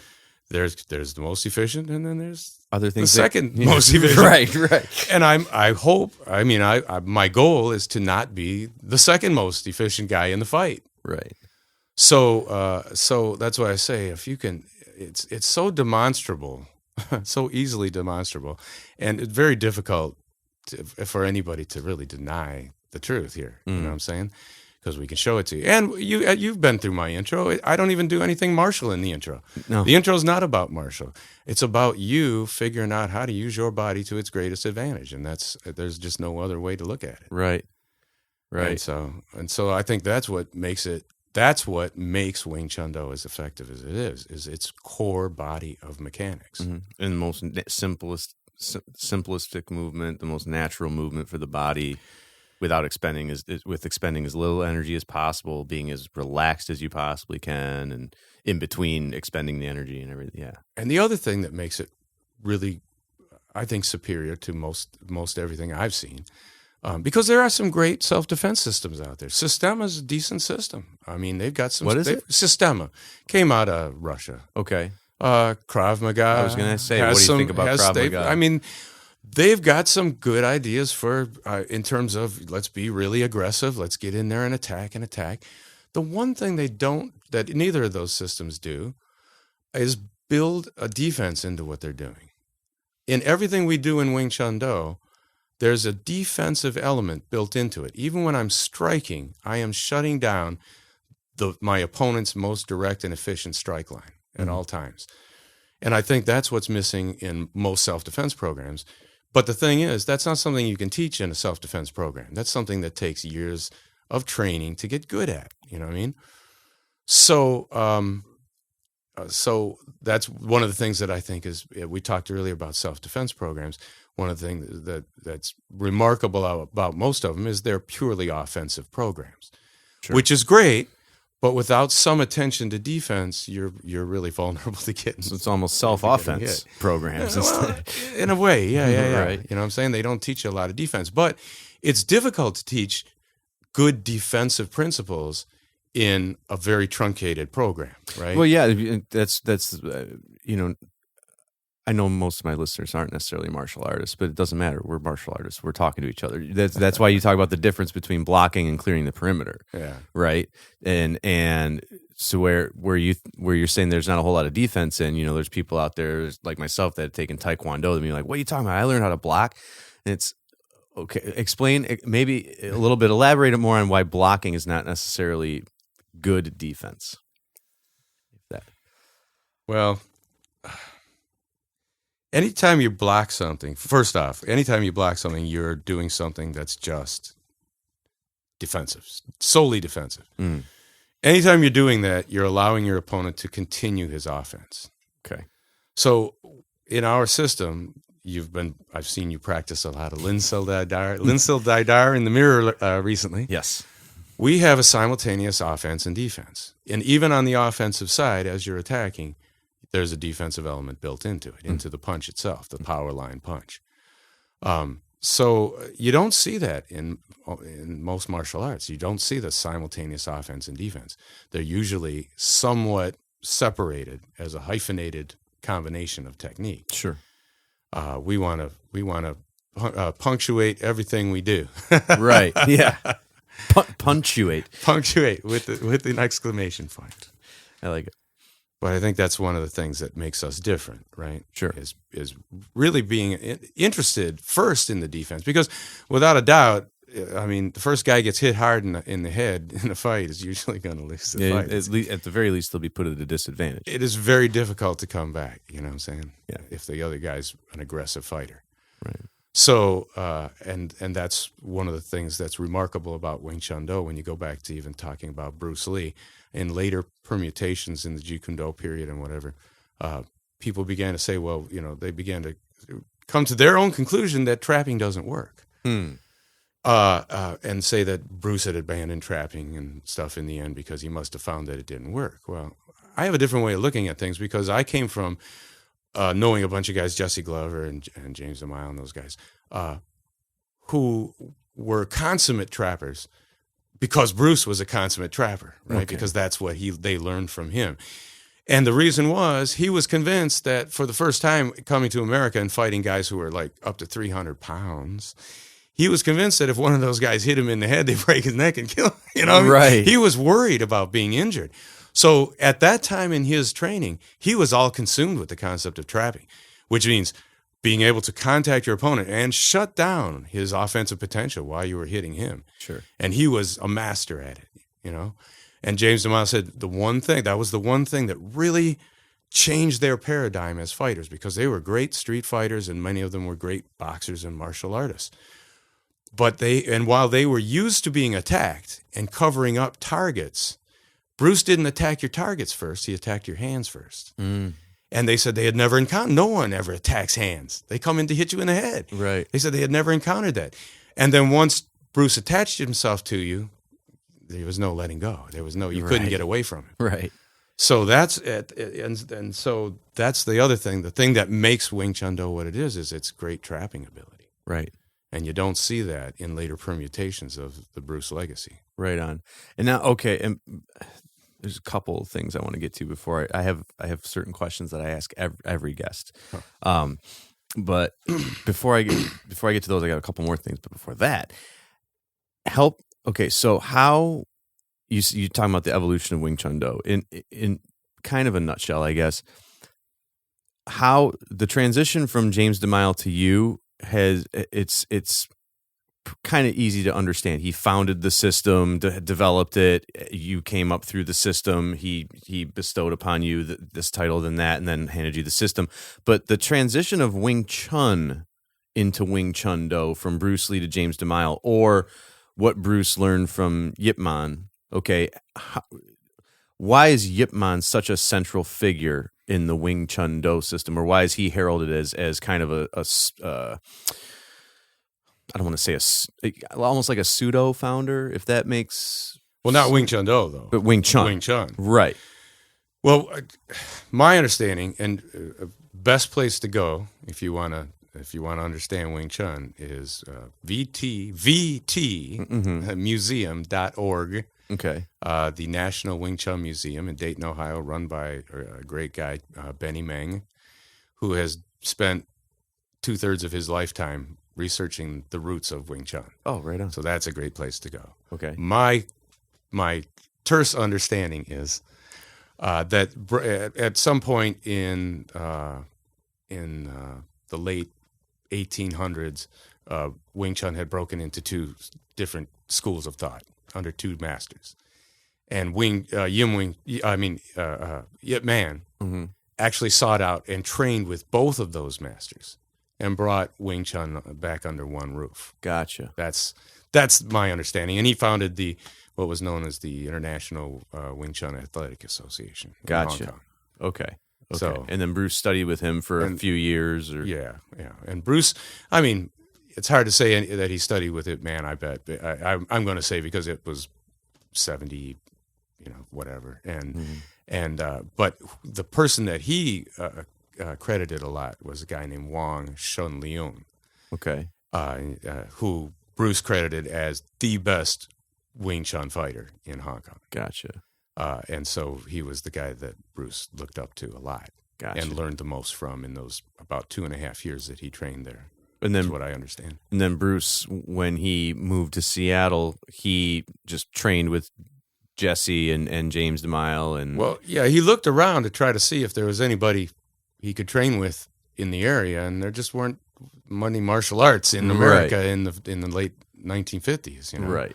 Right. So so he just figured the best experiences he had in Hong Kong, because if you read letters between him and Hawkins Chung, they talk about how they would go to one black belt, being Leung Ting or Wang Shun Leung or one of the black sashes under Ip.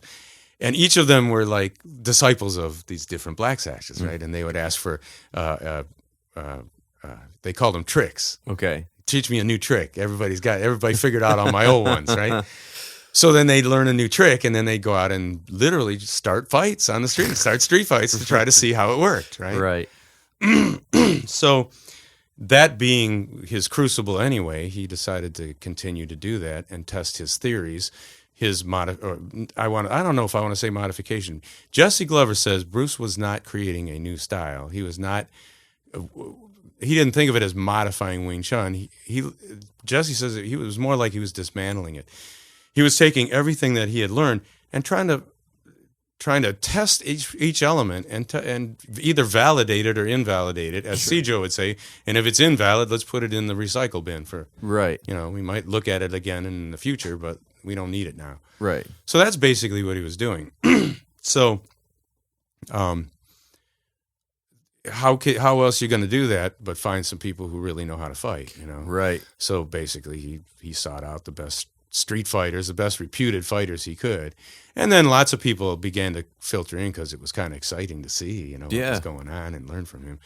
But in the end, as Sijo would say, it was a very small group there were just a few that he really focused on because they challenged him. Right. And Sijo Tamayo was one of them. Right on. Right on. The according to WingChunDo.com, the Tao of Wing Chun Do primary beliefs are that man is a spiritual energy existing in a physical body, that death is a transition and not an end, that man has free will yet exists as part of a larger spiritual force, that physical existence is an opportunity for spiritual evolution, and that man's life's purpose is to maximize mind, body, and spirit balance and harmony and ultimately return to a pure spiritual form. Okay. Now, I love that. He's so good. Now, these are things that I haven't heard in class, but I've read similar sentiments in books such as Eckhart Tolle's The Power of Now, Michael Singer's The Untethered Soul. Do you consciously shy away from acknowledging the spirituality of the Wing Chun Do system with students or newer students? Because maybe it's too hippy dippy, and you don't want people to feel like, oh, I'm coming to some cult here. You know what I mean? Well, I've done, and in order to become the master here, I have done a lot of work on Sijo's developmental programs myself, so that I can administer them eventually. I want people to go to his website, jameswdemayo.com, and check out his personal developmental programs. They're really great, and you don't have to know anything about martial arts. It's not about martial arts, right? It's about you. It's about you, getting to know you, getting to make and spur personal growth and evolution and create change in your life, because you may be in a place where you're having difficulty with that. And often the difficulty comes in just not having a clear plan. Just like I had difficulty figuring out how to defend myself because none of the martial arts I was in had a clear plan like Wing Chun Do does. So James DeMaio has created that clear plan, and it's very understandable. It's not eclectic. It's not ethereal. It's, as Wing Chun Do is, it's a scientific approach to getting in touch with your subconscious. And I think that's an important thing for everybody, right? Mm-hmm. I agree. Yes, I agree. So, and as far as the spiritual, like he said, a spiritual being in a physical body, right? And I like the way he puts that. He says, you are not the person. You are not this body that I'm looking at. Yeah. Because tomorrow you could have, or I could have a bad accident and get a new arm, right? Maybe a new face, right? And no matter what you change on this physical being, you're not changing. It's still that you're still you. That's something inside. Yeah. It's something that's completely separate. And that's the part that we all really connect with. Yes. We have all kinds of hormonal forces which make us attracted to the physical part of ourselves. But in the end, I don't care how physically attracted you are to someone. My belief is if you don't really love their soul, if you don't love who they are, mm-hmm. then you're not there. Right. It's not right. Right. And so, there's no doubt about it. We are spiritual beings, and we need to continue to develop that as right to the end. That's what Sijo's doing, right? He's going to complete.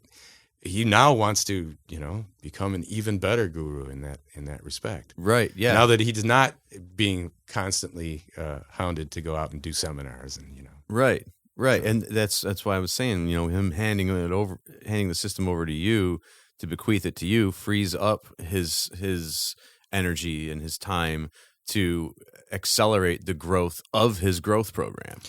Yeah, and it's exciting to me because I love listening and watching him grow and reading his writings now. Yeah, amazing stuff. It's great. I'm really looking forward to seeing how it gets implemented whether it's going to be on a monthly or weekly basis within the school, and just to that point, anything I can do to help, I'm at your beck and call.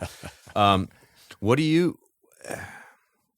Just something I was thinking. What do you think is the number one reason that one of your students would discontinue training in Wing Chun Do? Well, or what's the number one excuse? Here's the thing. No, well, I don't know if there's excuses. I think that to a large extent, it's not being upfront with yourself about your situation before you join. Many people join thinking, I'll find the time, I'll make the time, but their boss isn't in that frame of mind with them. Sure, right. So they find out they have a job, but no time, right? Right. And then there are some people, and then there are other people who are not realistic about making the financial commitment. That's another thing. You think, okay, I'll find the money, but so it's one of these things. It's one of those things that if you're going to be long term, you have to be honest about the fact that it is a longer term commitment, right? Right. And if you see the value in it, then you're going to commit to it. But I'm never troubled when a student leaves. It's not a big deal because I never know that. And I'm telling you, 10 years, 14 years down the line, they walk back through the door. I got time now, and they stay for another 5 years. You know what I'm saying? That's great. Oh yeah, it happens. It's happened so many times. So I'm never troubled, and I take no offense. I'm here to help people as in any way I can, and if at some point it's not the right thing for you, hey, I hope you find it. That's my right on. I just want you to be happy. Right on. And I want you. So by the same token, if you come through my door, I want you to be really happy. I want you to be really glad you're there. Right. Right. And so you tell us when we leave class, thank you for being here. When we start and end class, you always thank us for being there. Wow. Anyone that's there. I'm grateful that people want knowledge. Yeah. Not just my knowledge. Just I'm always lifted by the fact that there's so many people who want to grow. Yep. And that's just exciting to watch people grow. What would you say is the most important thing that Wing Chun Do has taught you? Patience. Patience with myself. Not just because there's lots of students who can try your patience. But and I'm not talking about you now, Jeff. No, it's okay. But that's not the issue. The issue is how patient am I? You know what I'm saying? Right. And that to me is an important factor in all growth. Was that part of your growth pyramid that you did with going through Sijo and learning from him as you taught yourself patience? Learned patience? Yeah. And what did Siddhartha? What was his thing? Wait, think, and fast. So, but yeah, I think that's one of the greatest things that I learned was patience with myself, so that I could grow. Because when I was impatient with myself and trying to force growth, it didn't happen. Sure. When I relaxed and trusted that I could grow, I grew fast. Right on. Have you considered writing a book? You've been doing this for a long time. You're a freelance writer. Yeah. Never thought. Have you ever thought about coalescing, your decades of experience and kind of doing what Bruce Lee did? He took people he learned from, distilled it down. He and James worked together. James distilled it down. Yeah. You and James have worked together, and now he's passed the torch to you. Maybe it's your turn to start distilling some things down. Because I know years ago for Inside Kung Fu magazine, you had the Wing Chun Do 9 perimeter concepts article. But the way that you explain things and break it down to students, the way that you say it, and obviously you're the man now, but the way that you say it is completely different from the way Sifu Jeff says it, completely different from the way Kurt says it, right. But to that point, each person, everyone's an individual, everyone's gonna speak in their language, but just the succinct way that you're able to communicate the value of a technique, the concept of a technique, and the physical application of the technique is just. I marvel at it every day. I'm not trying to put you on a pedestal, but I enjoy your leadership and the way that you do that. Well, I appreciate that. It's all due to one thing. I've been doing this since 1988, right, my friend. Right. And I've said it before. I think the teacher's greatest responsibility, if you will, maybe that's too strong a word, but it should be the teacher's greatest goal, to make whatever information you're trying to impart as personally important to the individual student as you possibly can.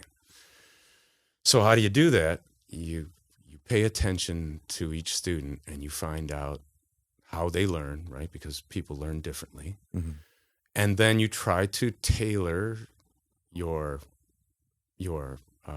visualization, if you will, to their paradigm. Try to figure out.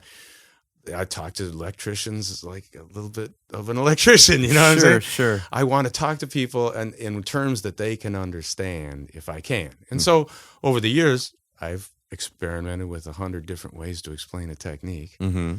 Interestingly enough, a good deal of what you hear and the way I say it, key phraseology mostly came from James DeMille over years, you know what I'm saying?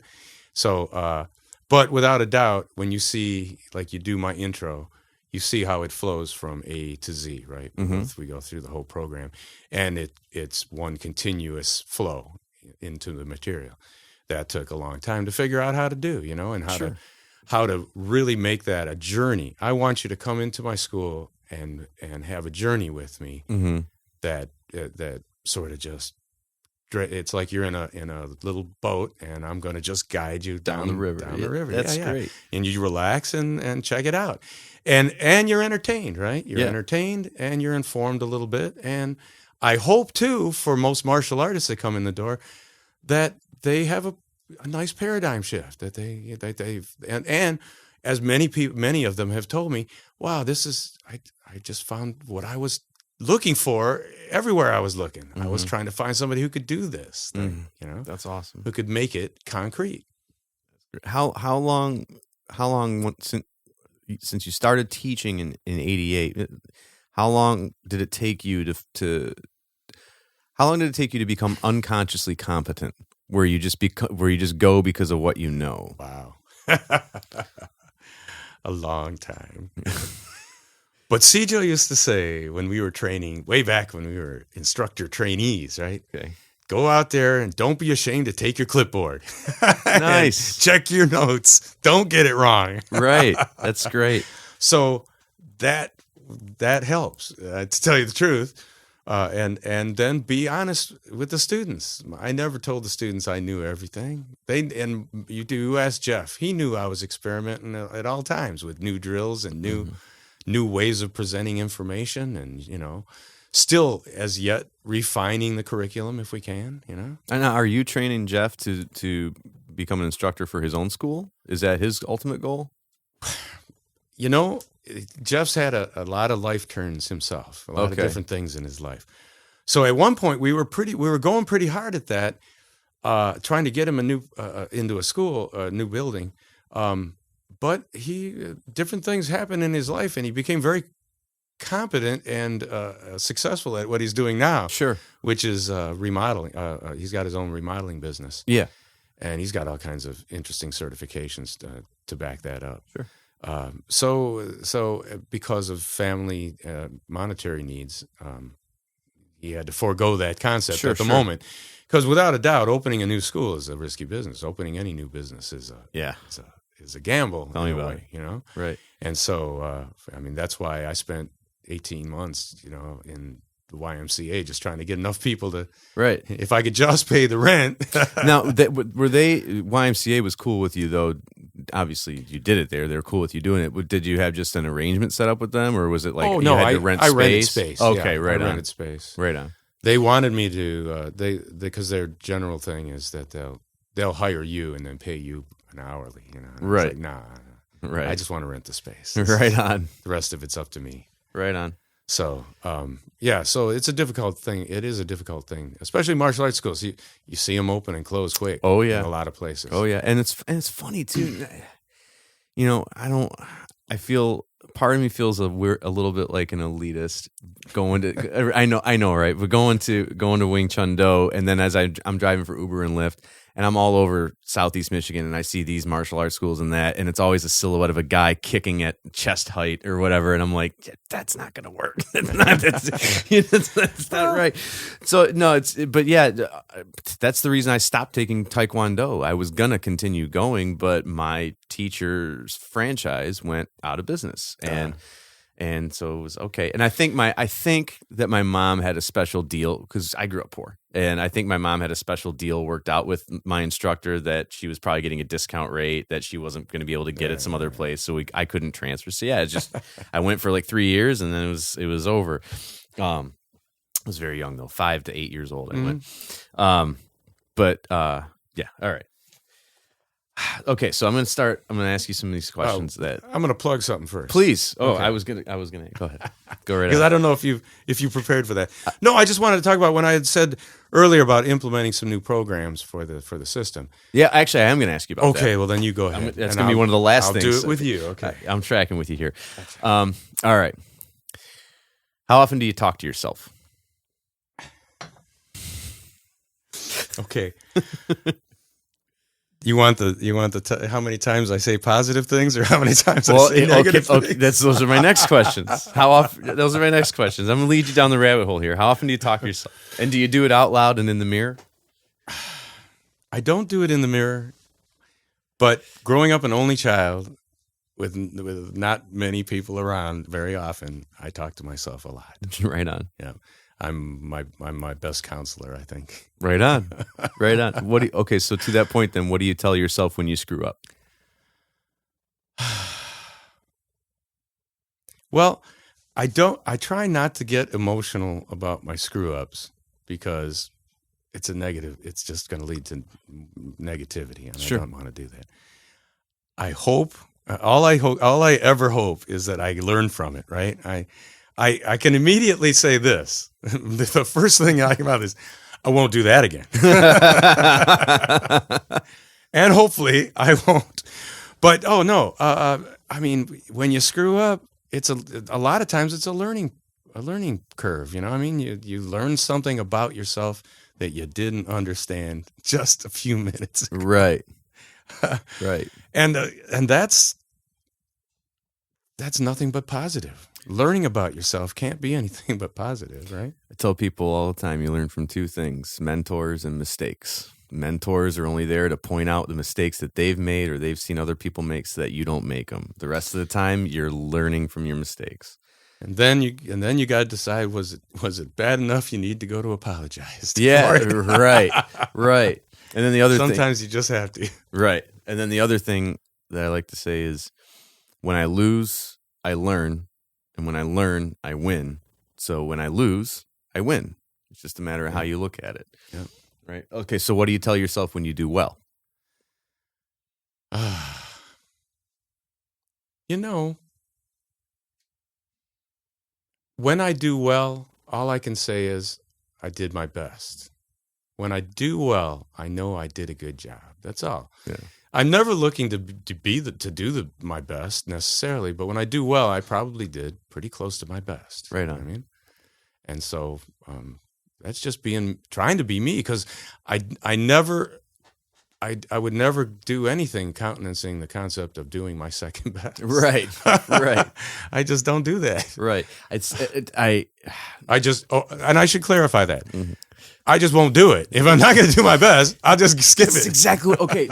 I had this exact conversation at 20 minutes before you, or an hour before you got here today.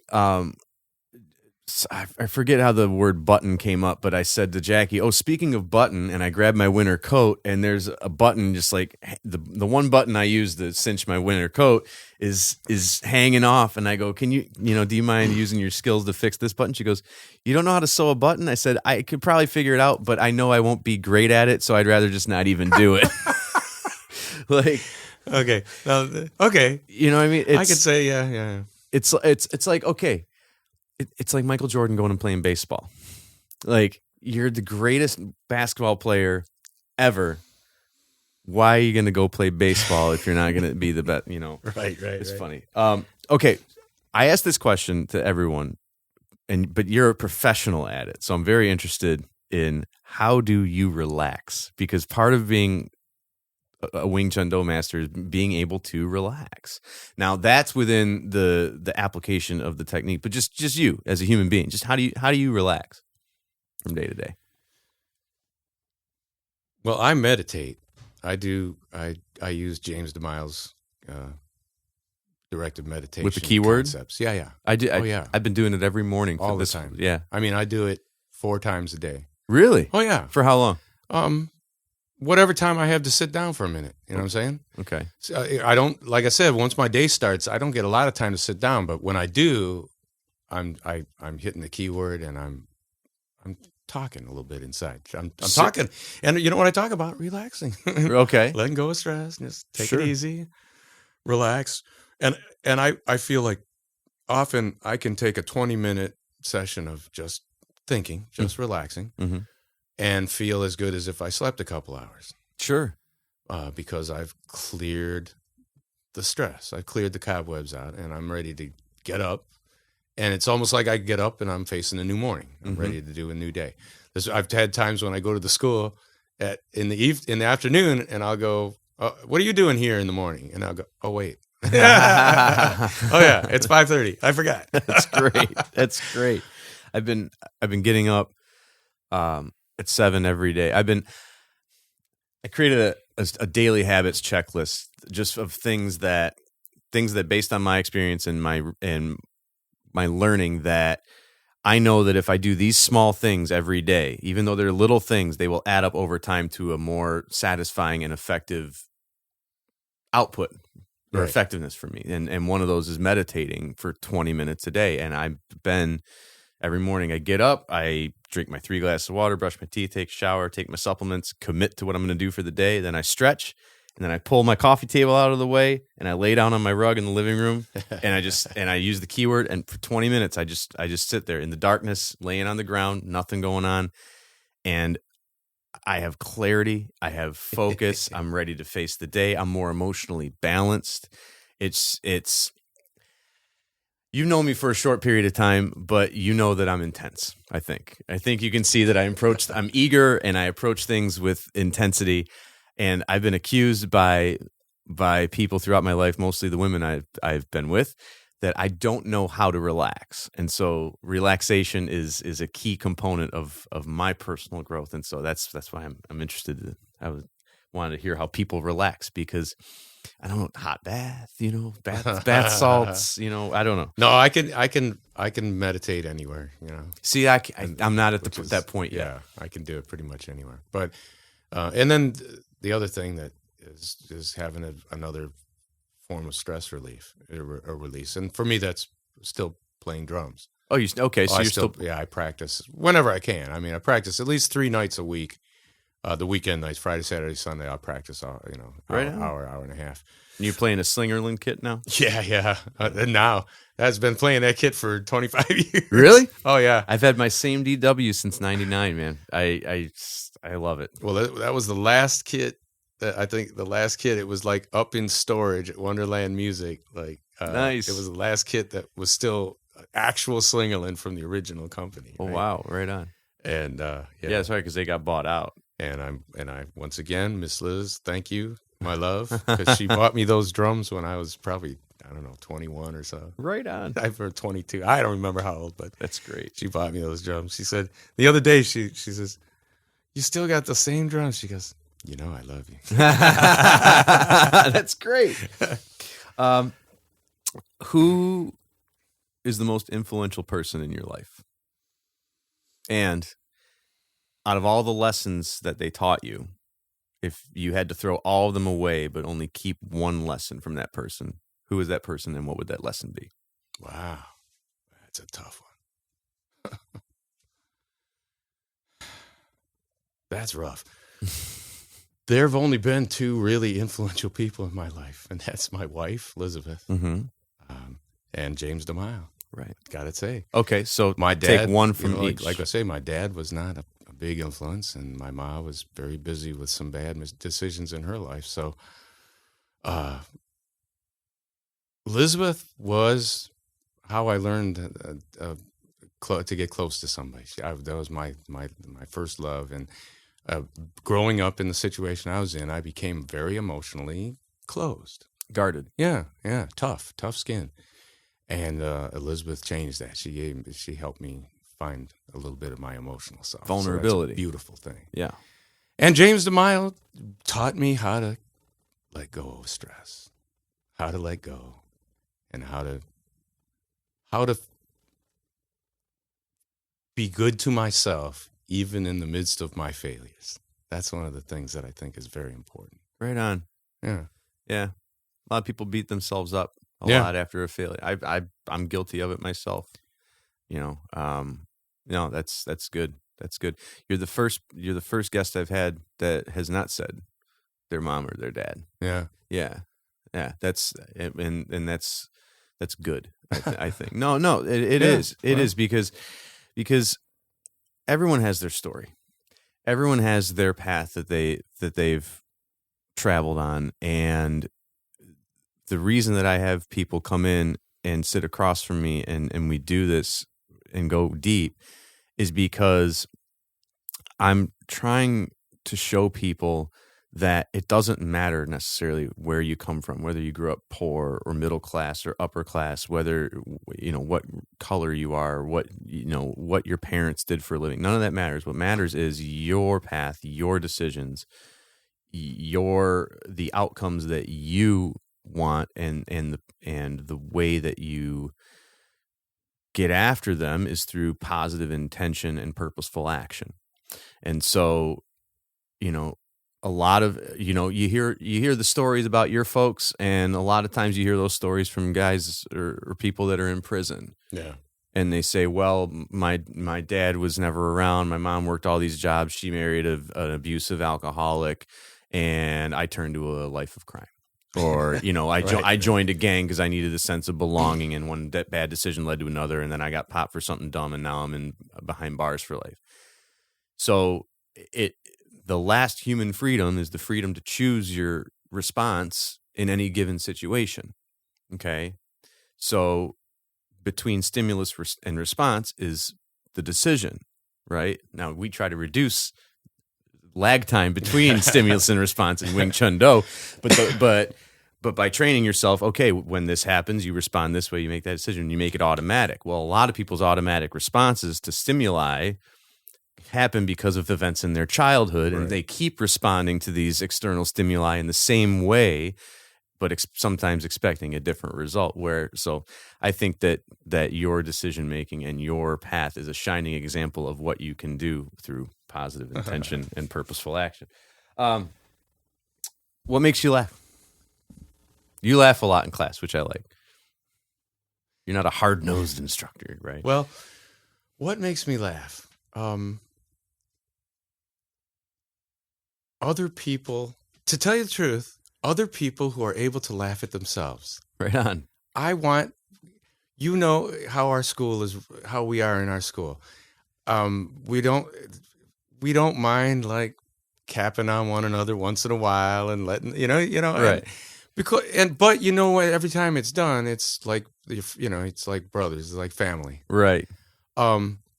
And to me, I respect anybody who can see themselves and laugh at themselves. And I want to laugh right along with them because you're just celebrating. Right. Because I hope that every time I screw up, you laugh with me. Because like I said, I'd rather laugh about the screw ups than cry about them, Right. And I'll learn from it. And I always want to associate. I don't want to get negative. I want to associate or always have a positive direction of flow. Right. Right. And anytime you focus on and respond negatively to the situation, it's like you're slowing your canoe down. Sure. Yeah. Right. I don't want to do that. Right. So, okay. So what makes you cry? A lot of things lately. I found that the older I'm getting, the more I respond to emotional situations. It's possibly because I'm long overdue. You know? Sure, okay. I think loss of people, other people's loss too. I had a good friend who lost his wife recently, and it was tragic. And I suffer that because I can empathize with it. You know. Sure. So I don't cry over Donald Trump being president. You know, I don't cry over, you know, losing money. I don't cry. Right. I can roll off that. Right. But I'd hate to see other people suffer. Okay. I guess that leads me right to my next question. Tell me about a time when you truly suffered, and what did you learn from it? Wow. Because I'm of the mind that unless somebody has suffered, they can't achieve greatness. I think great art comes out of suffering. I think great innovation comes out of suffering and necessity and all that. But you know, I can't point at a thing that's like one overarching experience. As I said, my experience as a kid was a lot of suffering. It seemed like from the age of maybe 9 years old, I can remember almost daily saying to myself, a kid shouldn't grow up this way. And if I have kids, it's going to be different. So I learned from all of my life experience as a kid. Much of it was not positive in many, many ways. But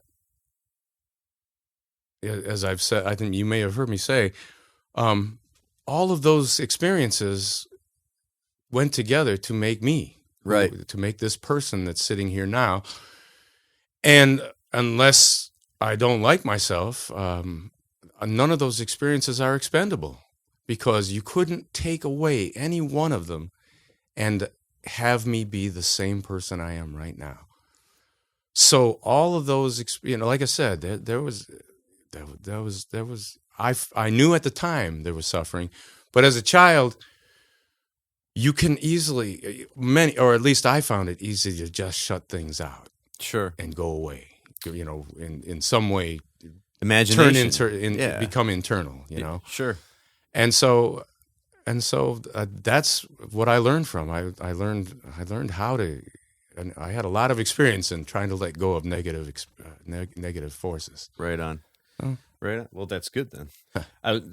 Another question I ask is, what do you consider the defining moment in your career and then also in your personal life thus far? But I think I may already know the answers. The career is meeting Sigung DeMille, then the personal life is meeting Elizabeth.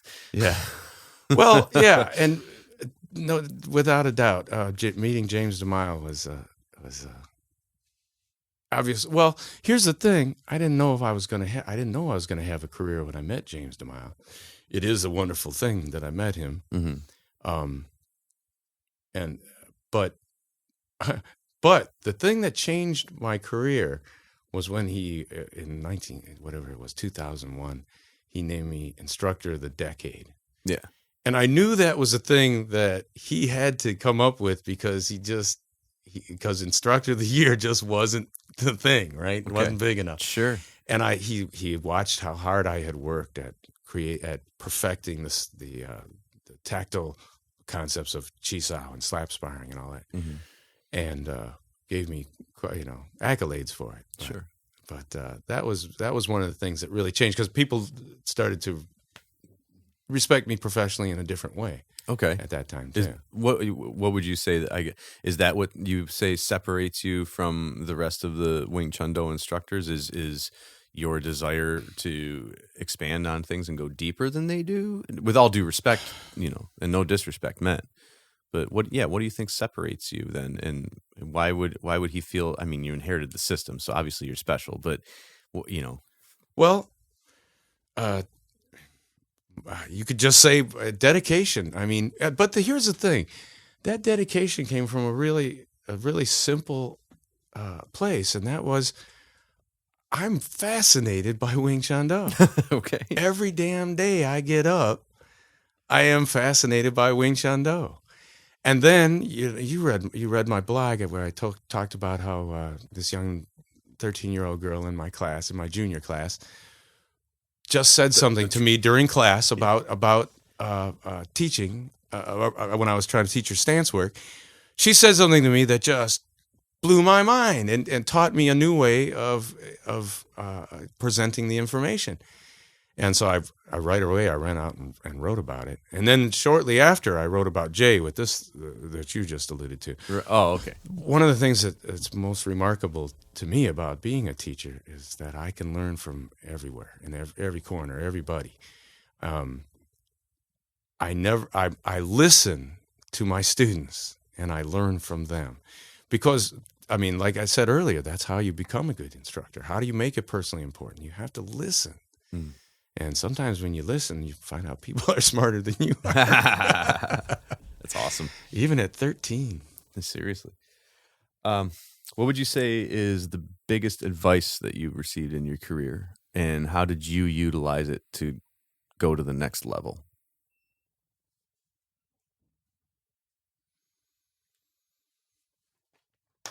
Most important word I learned is gratitude.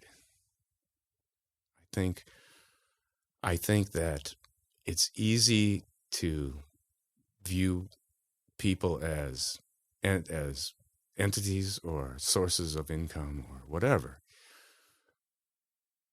But when you begin to realize how much you have to learn, and to not just to learn, but to gain emotionally, intellectually, from your soul, by interacting with people, it changes you. You know what I mean? You have to be open to listening and to really interacting with people. Well, that's the most rewarding thing I know. Mm. And when then you realize that you've gained from them, you should thank them. And that's why every day, yes, I thank you when you enter my building, and I'll thank you when you leave, because I know at some point you changed me. Right on. You know, and it's not just those epiphanal experiences like I talked about a minute ago, but just the fact that you came in the door and maybe you gave me that one little micro expression that said, I'm really happy to see you. And that changed my life right there. That made my whole class better. Right on. You know? And I love that, you know. Was there a point where you consciously made a decision to make gratitude a part of your life, or is it just something that, like, you had a moment where you go, "Oh wow, this makes me this makes me feel good doing it." Yeah, you know, because there are a lot of ungrateful people, you know. Well, we had a really bad turn in 2002 maybe it was. 9/11. Yeah, was a big influence on my business, because I was in West Dearborn or in Dearborn Heights, and half of my population was Arabic, was Muslim. Mm-hmm. And when 9/11 happened, they pulled into their community and stopped taking part in a lot of things. Gotcha. Because they felt as if people were looking at them as targets now. Sure. I had children come to the school and say, you know, we're worried about going to school. They say somebody might blow up our school, or, you know, I mean, these kids had these bad messages going to them.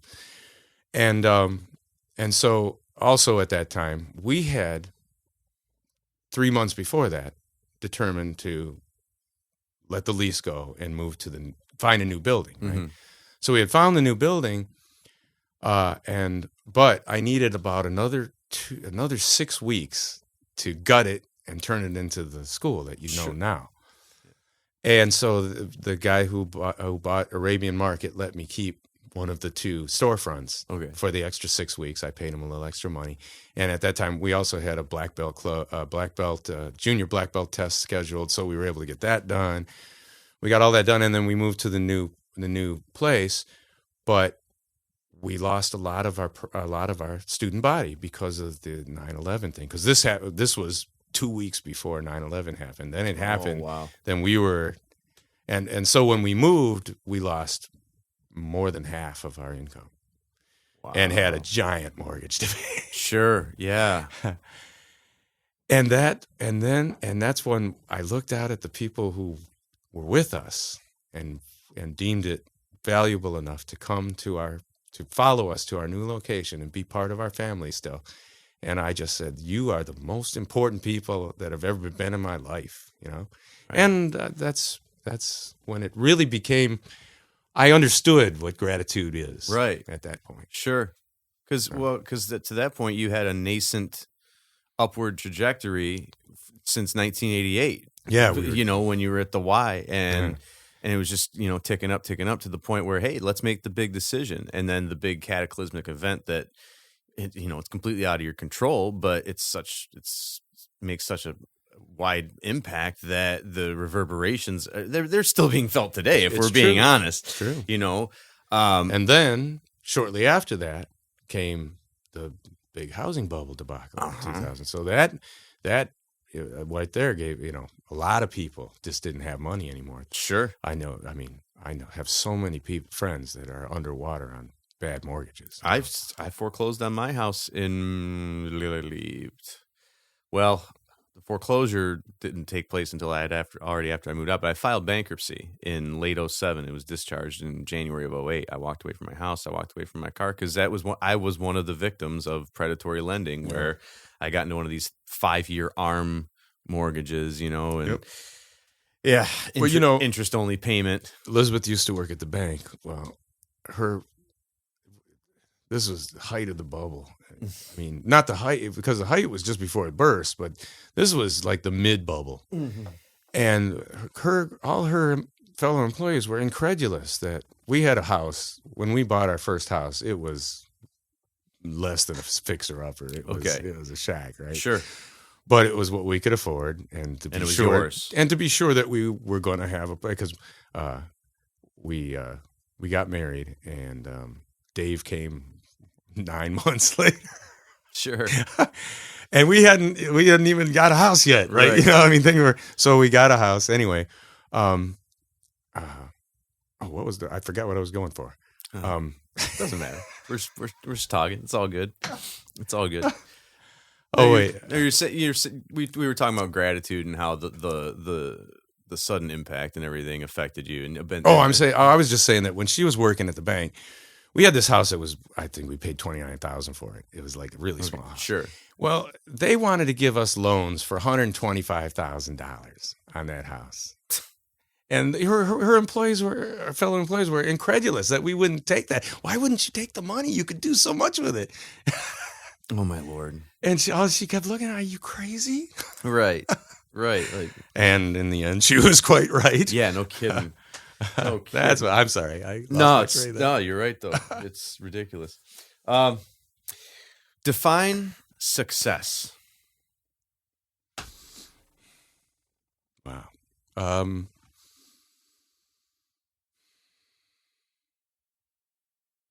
I guess I have it. That's great. I don't know how to define it. I have a business that allows me to live the lifestyle that I enjoy. Mm-hmm. I've grown my family in that business, which is a wonderful thing. I've met tons of quality people over the years. I'm not rich, but I don't think that's part of my success definition necessarily. Success in the end will be having enough people remember me, I guess. You know what I'm saying? Remember me fondly. That'll be success. I don't know what else to say. I feel pretty successful like I said, my son is a very vital and competent and effective individual. And, how our business is, what a great atmosphere we've created. I think that's pretty successful. The vibe is great. Yeah. The vibe is everything. So I don't know how else to say it. It's great though. There's no right or wrong answer. It's just yours. It's all good. Okay. I want to do something fun here that I do occasionally. and we're about to wrap this up. But you're going to let me plug my program. Oh, yeah, I'm going to ask you. Okay. Don't worry. 100%. I want to play a little name game with you, all right? And some of these might, just for fun, some of them... If I don't know who they are, don't think you'll less know, of me. You'll know who they Don't are. look, think less of me. You'll know every one of these names, I guarantee it, okay? And just say whatever comes to mind. It's like free association. It could be a word, it could be a sentence, it could be a paragraph, it could be a story, whatever you want, okay? Chuck Norris. Successful man. Okay. He is. Seriously. There is no doubt about it. That's the first thing that comes to mind. Right. Because do I care about his martial art? No. Do I think his movies are all really great? No. But do I like him? I don't know. I don't know who he is. The only thing I know about him is he's made a lot of movies. He's got he won a lot of trophies. He's a successful man. Okay. Jackie Chan.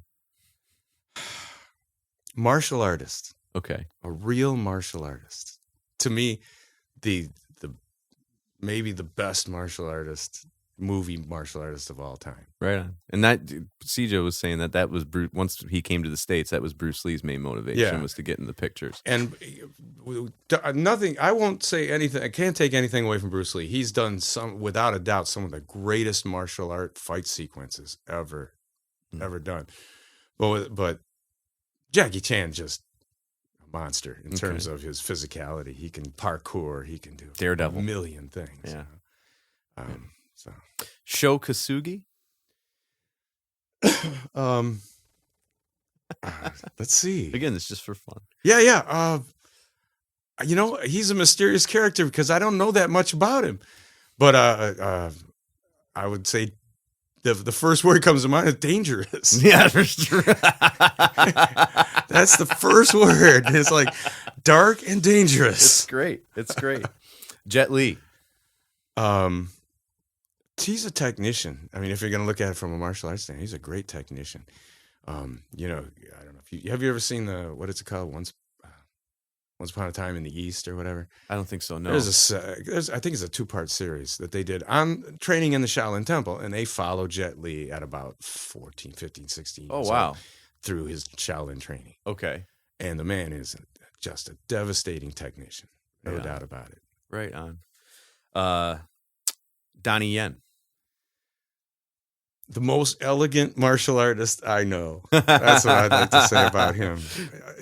In every way, I love everything he's done. Right just on. about. I can't wait to see. I still haven't seen Rogue One. I got to go see him. Yeah, he's quite frankly, I'm not a Star Wars fan at all. He's the only reason I'm interested in seeing that movie. Honest to God. Yeah. Bruce Lee. 2 things: driven and analytical. Yeah, analytical because he wanted to know why a thing worked. Keanu Reeves. Wow, that's a tough one there. First thing that comes to mind, huh? The Matrix. I don't know. The one. Yeah, I don't know. Have you seen John Wick yet? No. Oh, my dad's gonna come over tonight and watch it. He's never seen it either. The guys who did, I was leery of watching any new Keanu Reeves stuff since The Matrix because he's kind of gone independent or whatever. Yeah. But the Matrix movies I really dug because the whole concept of the trilogy is about the human freedom to choose. And that's what the machine world wants to take away. All allegory on corporate America, all this stuff. Anyway, but the stunt guys that did all the stunt coordination for the Matrix trilogy, they wrote John Wick. And they wrote it for Keanu Reeves because they said he's the hardest working person that they could put. He wants to do more stunts that they won't let him do because, legal, his agent, all this stuff. But they're saying nobody works harder than this guy. His discipline, his work ethic, his commitment, all that stuff. I didn't know that because I wasn't sure that all the martial arts in the movies were actually performed by him. Yeah. Well, I mean, I know in the Matrix they did a lot of computer animation stuff, but yeah. So with John Wick, they developed what they call gun fu, instead of kung fu, right? Where they wanted to, okay, how can, it's almost like a combination of The Matrix and John Woo's kind of thing. Okay. Anyway, all right, let's get it a little bit more close to home. James DeMille.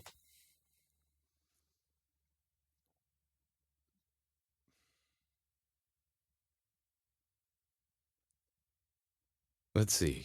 First thing that comes to mind is, again, going to say analytical, because without a doubt, Wing Chun Do wouldn't exist if James DeMille hadn't spent a lot of time reflecting on his experiences with Bruce, because Bruce did not create Wing Chun Do. Bruce only created a body of knowledge, which was then extrapolated, into Wing Chun Do. So, the guy's a genius at constructing a teaching format too. That's one of the things I really like about it. But again, effective human being. Sifu Jeff Mallets. Jeff, two things: great martial artist and loyal. One of the most loyal people you could have as a friend, without a doubt. Awesome. Last but most certainly not least, Elizabeth Ambrose. Yeah. Now remember, I'm a husband. Yes. So what can I say? She's taught me so much about myself. My most valuable, I don't want to say possession, but I think we possess one another without that being a negative thing in Sure. any way. And without a doubt, my soulmate. We both know this to be true. That our paths touched twice before we knew one another at different times in our lives. At one time, I was going with a school trip to Boblo Island. If you know what Yes. Boblo was. Yes. And we were on the boat. This is way back, late 60s. We were on the boat, and a storm hit on the river that was so bad that waves were lapping over the bow of the boat. Wow. And just rippling through the deck, right? And I was there with a Catholic school.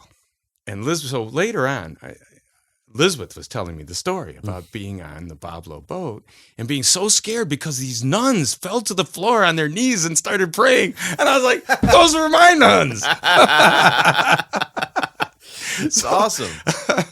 So it's like the universe was conspiring to bring you guys together. It sure seemed that way. That's great. And then there was one other time that she had a picture, or I had a picture, and she was in the background at Greenfield Village, at another school trip to Greenfield Village. And that was weird. And then we met, and it seemed like it was just an immediate thing. We both needed something at the same time, and we found it in one another. And it was a great thing. And I mean, I'm not going to make a fairy tale out of it. Nobody's happy. I'm saying that I am probably the most happily married man I've ever known. Right I on. could say that. And yet there's no such thing as, not having strife, not having disagreement. That's what it's all about, right? Right. Because we grow from that too. But without a doubt, I consider myself to be one of the most happily married men in the world. That's awesome. Yeah. That's awesome. Ambrose Academy recently celebrated its 28th anniversary. So what feelings do you get when you reflect on the fact that you've been instructing and inspiring students and leaders with your family at your side for almost 3 decades? First thing, gratitude. Gratitude. Once again, I'm very grateful to whatever extent you want to thank the universe, whatever's right to you for you to do.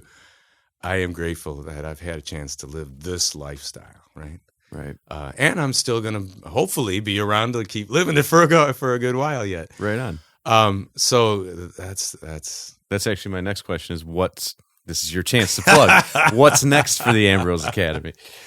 Well, this is actually for the Wing Chun Do Association, because Ambrose Academy is a separate entity when you come down to it.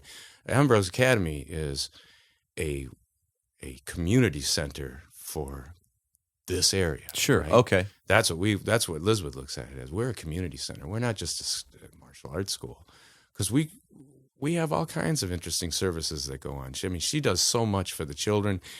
She finds scholarships for them. She helps people do research if the kids need doctors or different things. She's constantly helping out with things. So we are we're a very involved community. Okay. But what I want to talk about quickly is our new extension learning program. We haven't had one as fully constructed as this in the past. And if you go to wingchundoassociation.com, you can learn about different programs that we offer as an extension learning system. You can study from wherever you are remotely through downloadable videos. We give you all the paperwork. As you know, we have a fully codified written curriculum. Yep. And so we give you the paperwork, the study guides, and then we give you video instruction. And then also throw in drills, all different kinds of drills. We're trying to make it easy for you to learn from extension from another place. Sure. So that's an exciting program, because we've got inquiries we're getting lots of inquiries. Just got added our latest new student from Yorkshire, England. Oh, right on. Yeah, it's really nice. And so what you do is you train with yourself or a partner, if you got somebody that you can train with, and then we can Skype or Hangout or whatever it is, and evaluate either that way, or they can make a video and upload it to Dropbox, and I can evaluate it and send it back. And you could actually earn student rank or instructor certification if you like. And the instructor certification part of it requires a larger commitment of time and financially, but it's a really rich program, and it ensures you're going to come away learning every single aspect of the system, all the history, everything. You're going to understand. You're going to have heard it all in James DeMille's words as well. You know what I'm saying? Because we're really, really fortunate in his being in this generation where we can archive what we have. Because there are very few martial arts can say, "Oh, here's the founder doing the form," right? Absolutely. We are so fortunate to have that. It's great. And so, so anyway, that's a great program, and it's a win-win situation. It's financially affordable, and the level of detail with which I teach. Absolutely. Yeah, and I'm just as dedicated to making sure that you can get your certifications as I am if you're in my school. You know what I'm saying? On. So I think it's a really great program. That's great. And that's at wingchundoassociation.com? That's correct. Okay. And then how do you and when do you foresee more of Sijo's growth pyramid and personal development coming into? Is that going to be something that at the school it becomes part of the conceptual and physical curriculum of the Wing Chun Do system, or is it going to be something to where it's optional and available for students to take? I think it has to be a separate program, because in order to to give it its due, right? To really do it right, it takes time, and I can't expand the classes to 2.5 hours, right?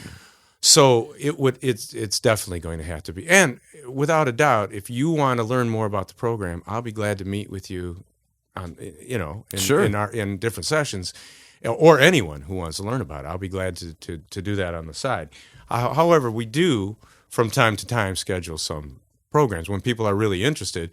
We'll get together a couple Friday nights and spend a couple hours talking about the process. Sure.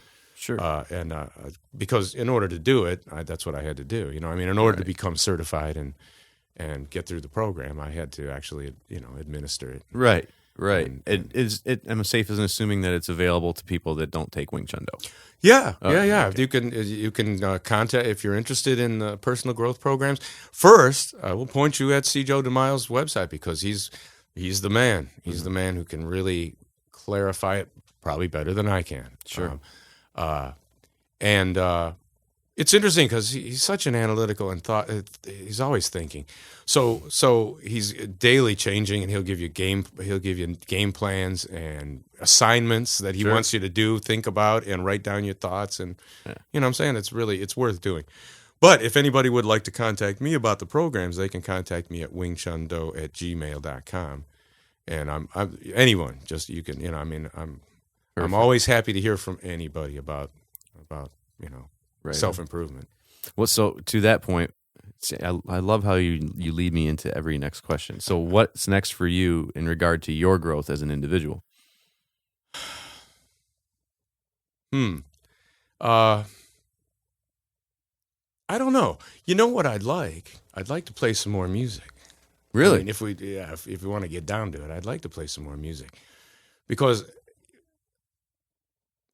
it was the first way that I had that kind of spiritual interaction with other people. Yeah. Martial arts is the way that I get to it now, right? And I still play gigs from time to time, but we're me and my old cronies, For sure. when we can, we get together and we'll play gigs. We get gigs off of Craigslist or whatever. But I would love to just find a situation where I could make some music and just enjoy myself. Sure. Again, with that kind of commune with other people is unique in the universe. Yeah. I mean, music is unique. Yeah. It strikes on so many levels, emotionally and intellectually And physically. Yeah. Well, yeah, that's true. That's true. People go to a concert, they wonder why they feel fatigued the next day. It's because you had a kick drum pounding you in the chest, that low end energy all night at that rock show. I guess so. Compressing and rarefacting. Well, I wasn't thinking about the deleterious effects I was having on people's bodies. That's great. So, okay.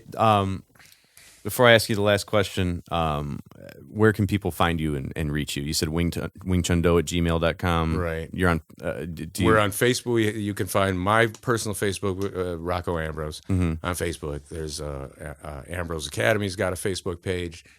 Wing Chun Do International has a Facebook page. We administer that as well. Probably not updating that as often as we update the others because the others are more for our local people to get information. But you can find us anywhere in there. Sure. I'm sure. Trust me. If you Google Wing Chun Do, Rocco Ambrose, you're going to find everything that you need, I would imagine.